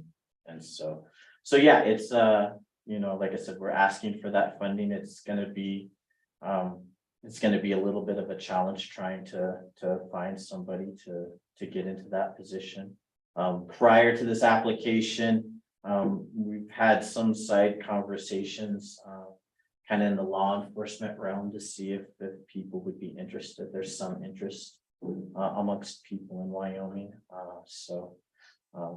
That gives us a little bit of hope that we're able to attract somebody and keep them in there. So but like I said, it is a highly technical position that we're gonna have advertised in there as well. And so hopefully that'll be able to attract highly technical applicants. As Chad told you guys, there's definitely no shortage of work to be done in this field. And so Sheriff, you haven't released any advertising for this job yet? no, we can't. We're not going to release any funding or any advertising until we have the funding. Okay, and do you know how to word the advertisement so that you do get what you want? I mean, it being such a technical position. Yeah, I think so. So what we've seen, especially kind of on the sheriff's office side under that sheriff's office umbrella, when we do make those advertisements for kind of highly technical positions, we do a pretty good job of getting applicants on those positions. Kate's position is one of those where, you know, that's a position that has a lot of requirements and training in a fairly specific field, a general field. And so not only were we able to get Kate with all of her training and knowledge to be able to fill that position, but there were other applicants as well in her position that you know, that met those minimum requirements that we're asking for. So I am hopeful that if we move forward with the grant, submit the grant, and then awarded the grant, that we will be able to fill that position. And so, like I said, really take that big gigantic first step of filling a huge need that we have here in Albany County. I noticed in the application, and maybe you may be able to answer this as well. There were a couple of questions that went unanswered. Yeah, because it's a draft. I was gone all last week at a conference and we were still working on pulling pieces together. Oh, okay. So it's just So not those- quite done. Your budget is done. Okay. But the other narrative pieces, there are some holes because they're. And when is this due? Friday. Oh, okay. I We always have that. I mean, I have permission from Jennifer to ratify applications with you guys. However, when it's something big and we're adding a whole other position, I don't feel comfortable ratifying it. If it was for the Homeland Security grants, like with the jackets, for instance, like earlier, I have no problem doing that. But if it's something that's changing operations around here, I don't feel comfortable. That's why there's holding the application, it's not quite complete. But I will always get you guys a final budget as much as possible because I'm a number person. I feel like that's the important thing in my mind. But those holes will definitely be completed before I submit on Friday. And Aaron was working on just the finalizing the job description. And I can answer any of the questions that you guys have for job description, narrative reasons why. A lot of that we've already shared, but if you have them, you know. And you had obviously Kate in on this discussion. She was comfortable with not having a deputy, that this was more the direction that needed to go. Was Kate on? Oh, Yeah, she is okay. Commissioners, I'm sorry I couldn't be there in person this evening. Just to echo what they've already said, I feel that this position is greatly needed and would not only benefit my department, but the county as a whole. And it would take some of the responsibilities that are on me now off my shoulders. And so that would satisfy the deputy position. Good, thank you, Kate. In this job description, we'll have a few minor deputy responsibilities in there as well, in case Kate is absent. And then through our other budget processes that we have with the county in terms of submitting the budgets, when you guys see my explanation in there as well, the part-time position is in there, which would be underneath my office. And so when we cross that bridge here in a month. Ideally, when would you like to see this position filled and begin? Well, because we're working with Wyoming Homeland Security, we will not find out until probably late summer. Agreements will not be signed until end of the year. So probably beginning of next year. If we get the letter, we could maybe go ahead and get it posted. However, I'd rather have an agreement signed personally, but there's sometimes this wiggle room there. This is we're taking a chance on this. We really are. I've actually reached out to Ashley Pauldred at Homeland Security, asking her opinion on what she thought about this. This is when she still thought we were gonna be applying for 3 positions. She didn't out and out tell me no, but she didn't out and out tell me yes. So we compared Albany County to all the other counties because all the other counties get this funding as well. We looked at how many positions they have. Nobody has 3, not even Laramie or Natrona. So we felt 3 would be a really big ask and that would be an automatic no. Turning the deputy position into this position, we feel like we have a better chance. That's why we removed the 1 position, especially by putting a few other duties onto this radio tech. Kate said she thinks she can handle it all. Aaron and I talked about it, going through the interview process. And after we had made the decision with Kate, like, we don't want to put Kate in a position that she wasn't ready for. And she assured us that she was good with it. But I mean, fingers crossed, and I hope we can get this, but it is a chance that we can. This is kind of the number one plan. We have a series of contingency plans that we've already kind of moved on. And like I said, you guys will see that in some of the county budget stuff that's been submitted in case we don't get this. So, but as always, kind of like what I've said in my office, if I can find somebody else to fund it, we will always try and go with that option first. No, and I love the direction you're taking this, it's a progressive move and we're obviously seeing where the need is, where we've had some holes in the past. And you obviously one person with the number of radios in there, so kudos for looking at this in a different way and going a different line here. And Kate, thank you for stepping up, being willing to be the one person for a few months. Not a problem. Yeah, and I'd echo Commissioner Barris, thanks for collaborating with Chad and Dave, and Sheriff and Grants. I mean, yeah, obviously you need this position.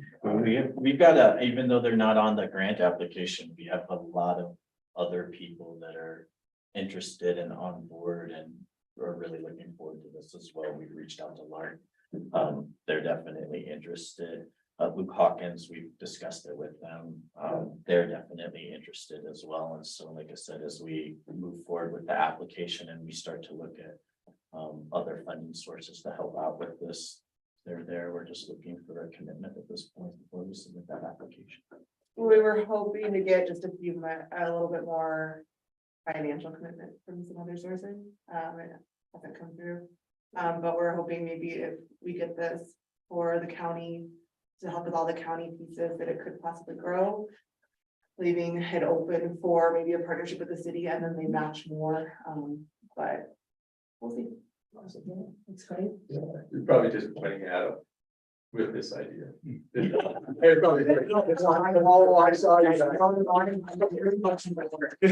Like I said, it's You do not even understand how many hours of my life I put into those sirens. It's not have. It's Put that off to be. It's that God bless. we have a lot of departments, other agencies, county offices that are looking forward to this, and so we really are. We're trying to submit the best application we can, and cross our fingers from there. Despite objectives, I think. I mean, I'll take you to go out anyway, so. Mr. Chair, I think that we approve item 18 as presented. Second, moved and seconded. Any further discussion? Hearing and seeing none, all in favor, signify by saying aye, please. Aye. Aye, all opposed, same sign. Motion carries. Thanks, Sheriff. Thanks, Chad. Thanks, Kate. Thanks, Bailey. Appreciate that. Item 19, present for approval, resolution 2023-009, a resolution designating funding allocations to sub-recipients of the Albany County 2023-2024 temporary assistance for needy families community partnership initiative. TAP CPI sub-award. Bailey, thank you. Let's see. Per your request, what I did was I sent out an email to our current TNF participants or let them know that Albany County was going to be receiving the same amount of funding as last year. And you all had decided to do more of the application process and they could put in their request, whatever it may be. I did let them know that Albany County will be taking $2,205, so 2%. As administrative fees off the top. So from there, that's what we have left to decide. The request came in. Big Brothers Big Sisters requested the same amount as they did last year, and Climb only requested a couple hundred more. Interfaith and Cathedral Home did request substantially more money. So now it's up to you guys to decide how you'd like to disperse it. The allocation, what I sent you guys was just kind of a quick snapshot of if you guys just did a 15% across the board cut. I don't like that idea personally, but it is up to you. So I didn't really run any other numbers. I thought it would be a little bit difficult to kind of run a few things. But I at least give you what a 15% cut of the requested would look like. So please let me know what you guys would like to do. Betty, is anyone or No. anybody to, because I had some questions. Do you know why Cathedral Home went from 14 to 27? I do not off the top of my head. However, I do know that the interfaith ERAP is ending, Right. and that would be the increase in theirs. But I do not know off the top of my head why the increase for Cathedral Home. Yeah, I looked for it in their application too, and I couldn't find it. You couldn't find it. Yeah, okay.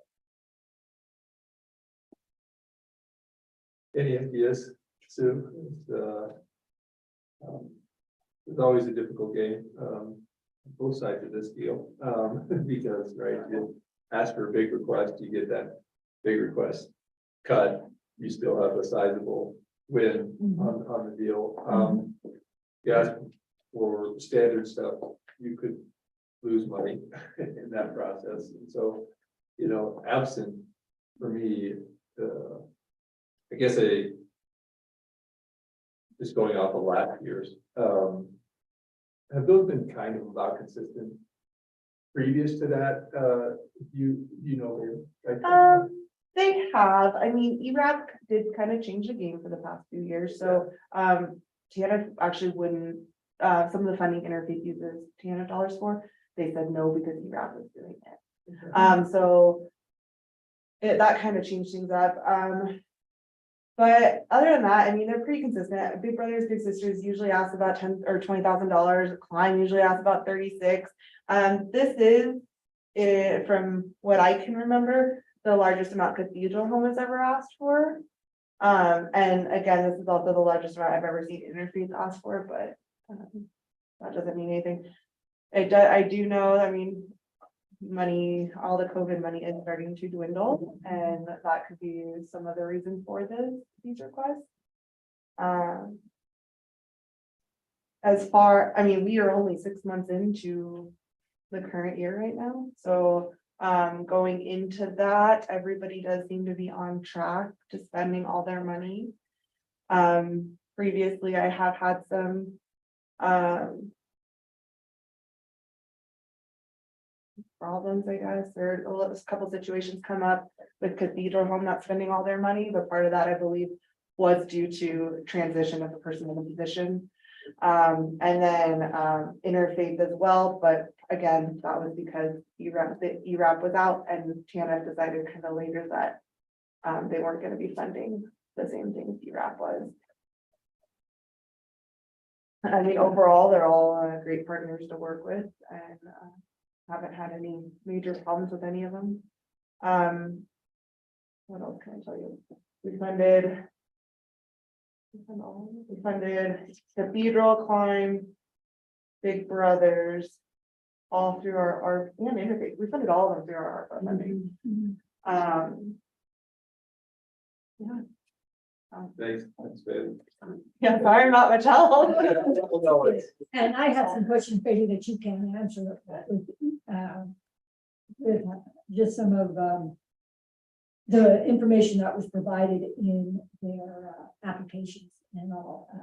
These individual agencies, you would have any idea about that. So I do appreciate the 15.77% cut of the request that you gave us here about the information. And you guys have done that previously for previous years.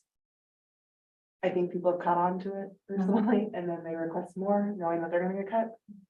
I'm not saying that either of these guys did that. But if I was running something, I would probably do it. I'm not gonna lie. But I don't know. I don't know what to tell you guys.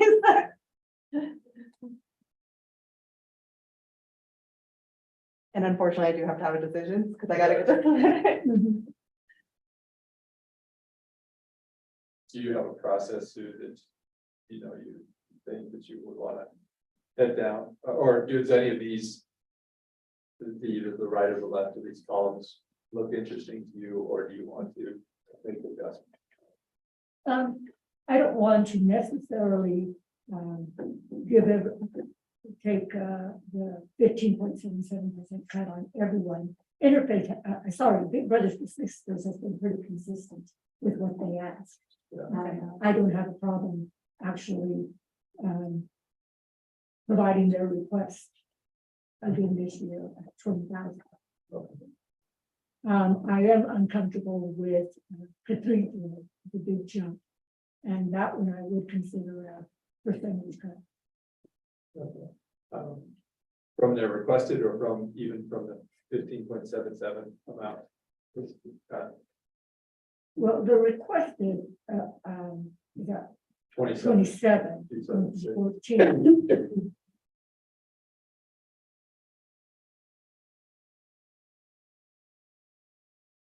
I guess I feel.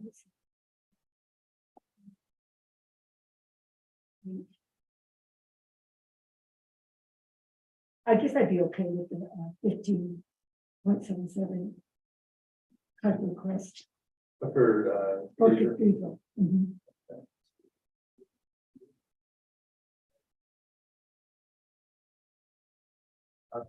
And then that would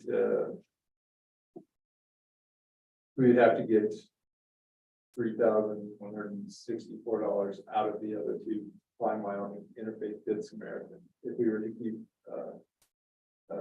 Big Brother Big Sisters at 20,000.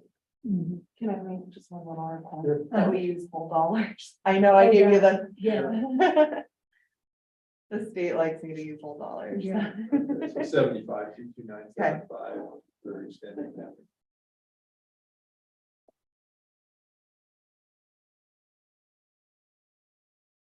So I guess I would be a little uncomfortable with Cathedral Home at that point, because I think you're gonna cut them 15%, but then you're gonna cut Klein and Interfaith much more than that. So doubling a request without explanation is hard for me to justify. I really do have to say that, especially when the funds are limited as they are.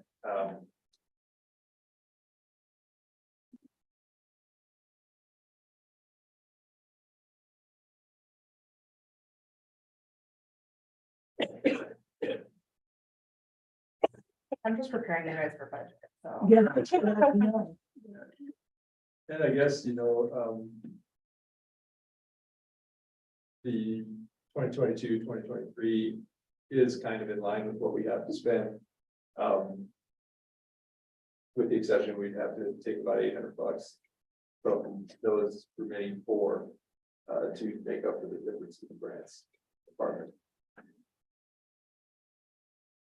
So you're thinking just to give them what they requested? No, the 22, 23. Okay. Yeah, minus whatever percentage $800 would do to Flying Wyoming.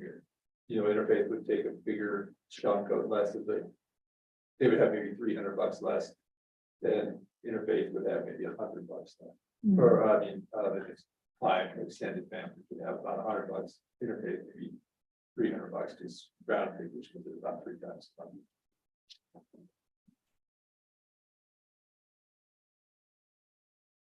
Other than that, without their representatives here, we're just kind of guessing what we want to do, so. You probably can't waste money on these organizations, so, right? I mean, and like I said, there were some issues previously with Cathedral Home about not spending their funding, but they do have somebody in that position now. The past few years, they've been good. Yeah. Interfaith, again, had some issues, but again, it was ERAP and out of Yeah. everyone's control. They all spend their money. I don't have issues with any of their reporting. I think they're all good organizations and they spend the money on what they're supposed to be.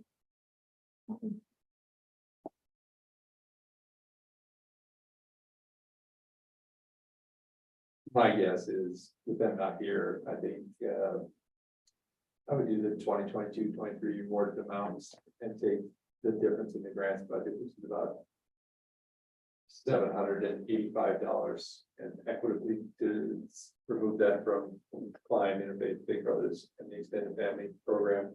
And Should it evenly across the board? Yeah, yeah. Can you tell me what those amounts are so I can put it on the resolution? Now I have to deal with quarters. And Get you your calculate it out hand, here. I know I've got mine up too. I'm like,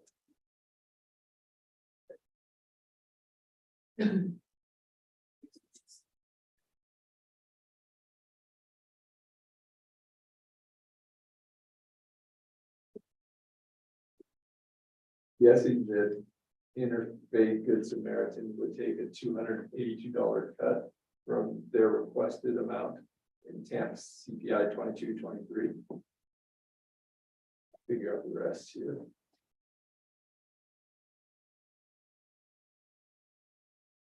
oh, did you take it off the percentage? Yeah, I'm just gonna let you back. Yeah.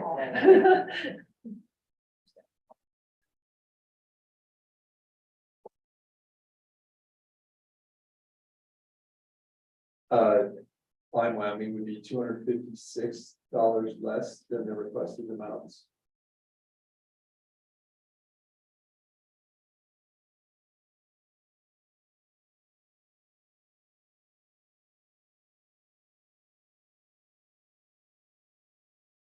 Those big sisters would be $145 less.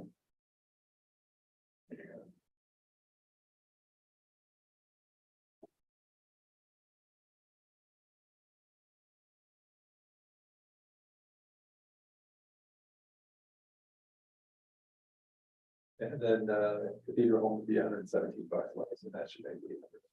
What was that interface number to you? $282. So. And the Cathedral was 117. Cathedral was 117. Yeah. That's about $800. So I guess it should be $785. To be honest, but so.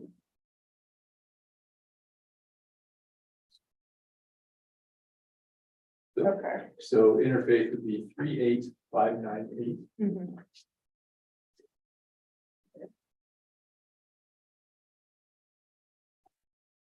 Cathedral home, ready for The 14,463. Actually, I used 800 instead of 785, so I just gave them $15, but I didn't do so. 14,580 minus 102. 14,478 for Cathedral Home. Okay.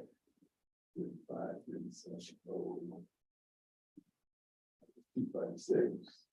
35,114 for Lime, Wyoming. Okay.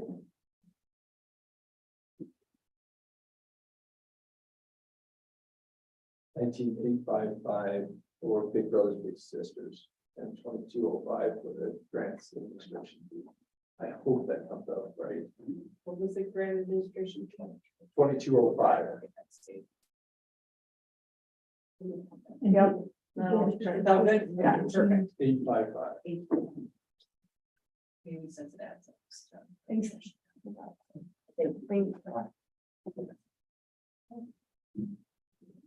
Okay, do you need a motion to, You can just have a motion to approve the resolution. and not in these amounts? You don't have to put the amounts in, I just needed to put it in the resolution and the resolution will reflect. Okay. I move that we approve, item 19 as presented. Second, move to second, any further discussion? Hearing seeing none, all in favor, signify by saying aye. Aye. Aye, all opposed, same sign. That motion carries. Item 20, present for approval. Yes. Can I ask, Betty, why were these agencies not represented? To be perfectly honest, I maybe we didn't get him their email. I was out of town last week and then I actually had a family emergency. So, and Gila didn't know to, didn't even think about it, so I apologize. It just would have been nice to be able to have some. Ask them. Well, and usually they are here, I mean, I told them that, but they just didn't, we didn't send them the agenda. Okay, no problem, thanks. Item 20, present for approval of variance from the Albany County Employee Handbook for the planning department to change its office hours. That said, new office hours of the Albany County Acts to 7:30 a.m. to 5 p.m. Monday through Thursday, beginning June 5th, 2023. David. Yeah, Mr. Chairman, Yeah, so we discussed this at your last meeting. We'd just like to change the office hours. To do so, it require variance from the handbook. And we set our office hours from 7:30 a.m. to 5, Monday through Thursday. So if you're okay with that, we appreciate it. And David, those would just be your office hours. You would be there additional hours prior or? Correct, yeah. So each of the full-time staff will either work, they'll work 10 hours a day. I mean, there'll be times that we might have meetings and things on Fridays, so I mean, we'll adjust for that. But yeah, the normal schedule would be, we usually would work 7 to 5.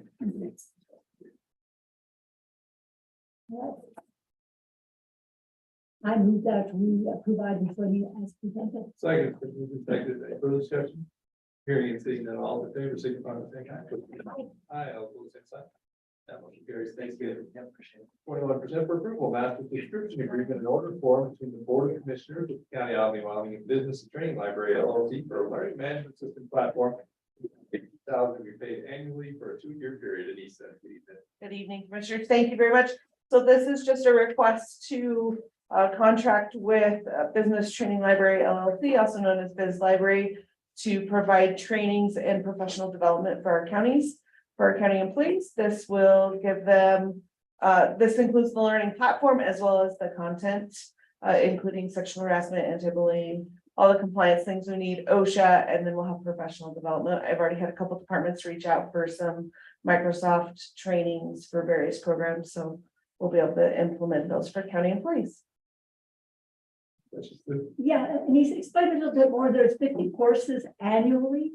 So we'll have 50 courses annually. We can also change up to 20% of those courses. So as we find a need or have a department reach out, say, I really need more of these courses, and we can monitor what courses are being used, we can swap out 20% of those 50 courses annually. Okay, so they don't necessarily have to be these exact same ones. Right, exactly.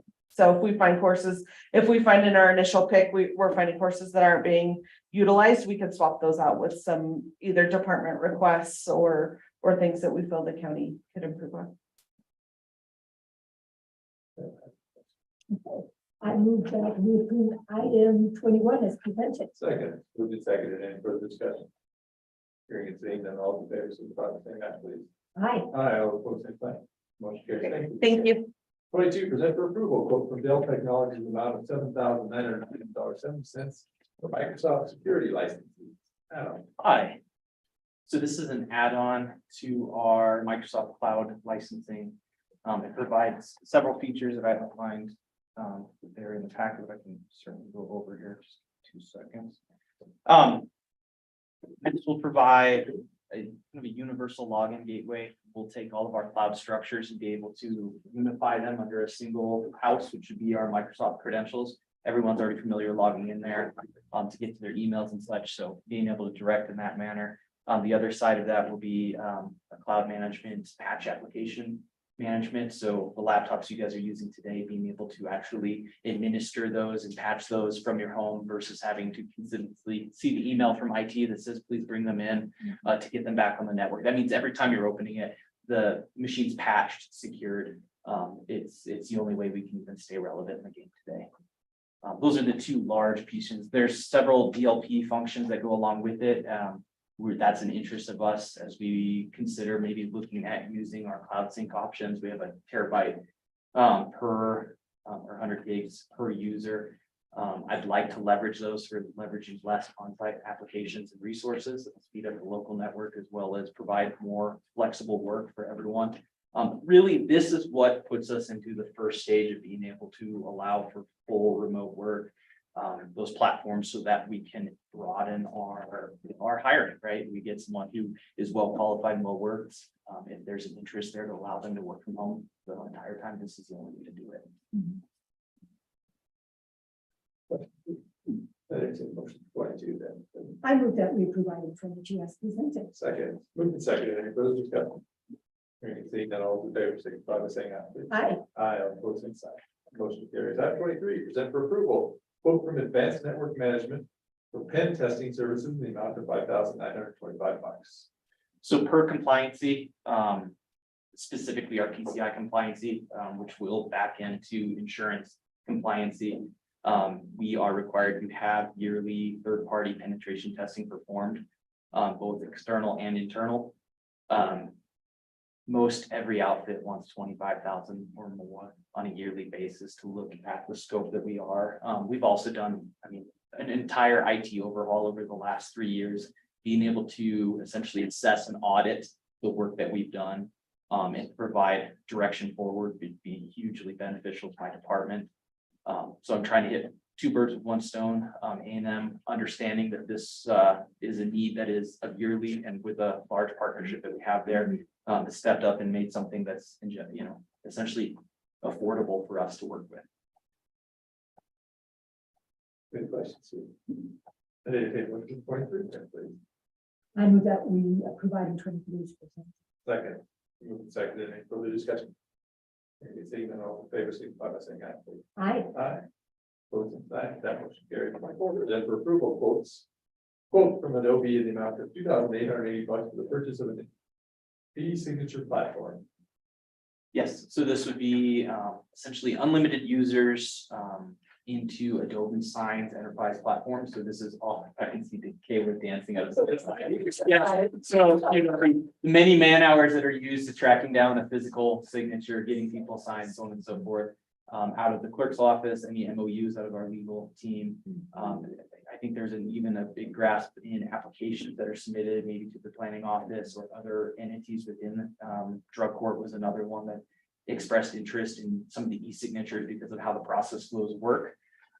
This gives us a great initial step. They're an open-based platform. They have been the most, they're the most feature-based while being relatively affordable. They're probably second place in terms of leadership in this market field, DocuSign being the first, but they are extensively expensive depending on the what you're looking for in those regards. Really just being able to provide that efficiency. We probably rescope post ERP depending on how that all goes, to the need for this and expansion or degradation, but it's on a yearly basis. You guys can use that either way.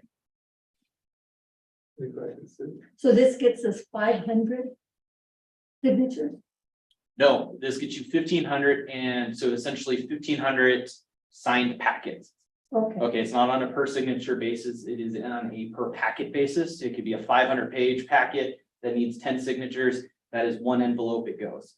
What's nice is that unlimited users across the county, so they kind of take both sides. You either pay on a per envelope or per packet base, or you pay on a per user base with unlimited set. In our type, it was more beneficial here. There were some cheaper options to go with the less envelopes. This is again 1,500, but they broke the best deal. It was like almost $4 an envelope at 500. At 1,500, they're breaking less than $2 an envelope. This also includes 2 onboarding sessions so that we can have globalized training for the county. It doesn't have to center through IT. Any other questions? No. Entertain motion for 24 then. I move that we provide 24 as presented. Second, moving second, any further discussion? That's a radio guy. Radio person.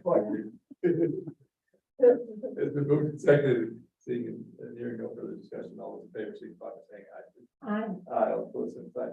I just want to thank Adam for doing this. This was one of my campaign goals. It is, I think Adam, as he said, it is so hard to track agreements. And I think it would be much easier on our side if we had our people that we're in an agreement with sign those prior to the meeting, so that when you're getting them, they're fully executed, they're done. Now it's on the back end where we're signing them first, we get it out to them, and then, oh, they have changes, or, I mean, I think if we're doing it on the opposite, then we should be doing it. And I think this will help streamline that process. I'm just really excited because there's a lot of work on our side to track contracts down, and sometimes we never get them back. Right. And that's what makes it difficult, and we all know how the mail system is too. It's not really all that reliable, so, thank you. Yeah. 25 present for approval, a quote from Adobe for Adobe Pro licensing in the amount of $7,200. Adam. wrapped this in with the previous quote set. Trying to leveraging a little purchasing power here as looking at a multi-project purchase. Our current lot, one of our probably top 5 vulnerabilities across the county, according to our vulnerability management solution. Again, thank you guys for providing that. It's been extensive and really eye-opening to us. Was our very old private perpetual licensed Adobe installations. We're a bit out of, and when I say a bit out of compliancy, I'm being kind of loose here and how it was installed and how it's used across the county. The goal here would be, we took our best first swing at this. This is 50 licenses of Adobe Pro, full current active suite. It's a named subscription. This will be a reoccurring cost. I believe that's the amount that we will need to service the departments for the actual PDF creation, modifications that they're looking to do. We can flex the licenses as we need, and it all falls into our corporate management structure there. That goes right along with Adobe Sign, which is kind of a nice, easy management platform. Reoccurring yearly. Correct. Any other questions? No, Entertaining motion 25, then, please. I move that we approve item 25. Second, moved and seconded. Any further discussion? Hearing and seeing none, all in favor, signify by saying aye, please. Aye. Aye, all opposed, and sign that motion carried. Thank you. Adam. Thank you, Adam, for taking care of us so well. I appreciate it. Thanks, Adam. Item 26, present for approval, application for catering permit for the Wyoming Rib and Chop House for the University of Wyoming Rodeo located at Anson Teaching Area. Arena, 430 Highway 230, Laramie, Wyoming, on April 27th, 2023, April 28th, 2023, and April 29th, 2023, from 4:30 to 6:30 p.m. So this is a catering permit for Wyoming Rib and Chop House. This came in late. There was some confusion. We have a lot of confusion with our city liquor license holders and our county liquor license holders. And when you use your license outside of your jurisdiction, there's just a lot of confusion.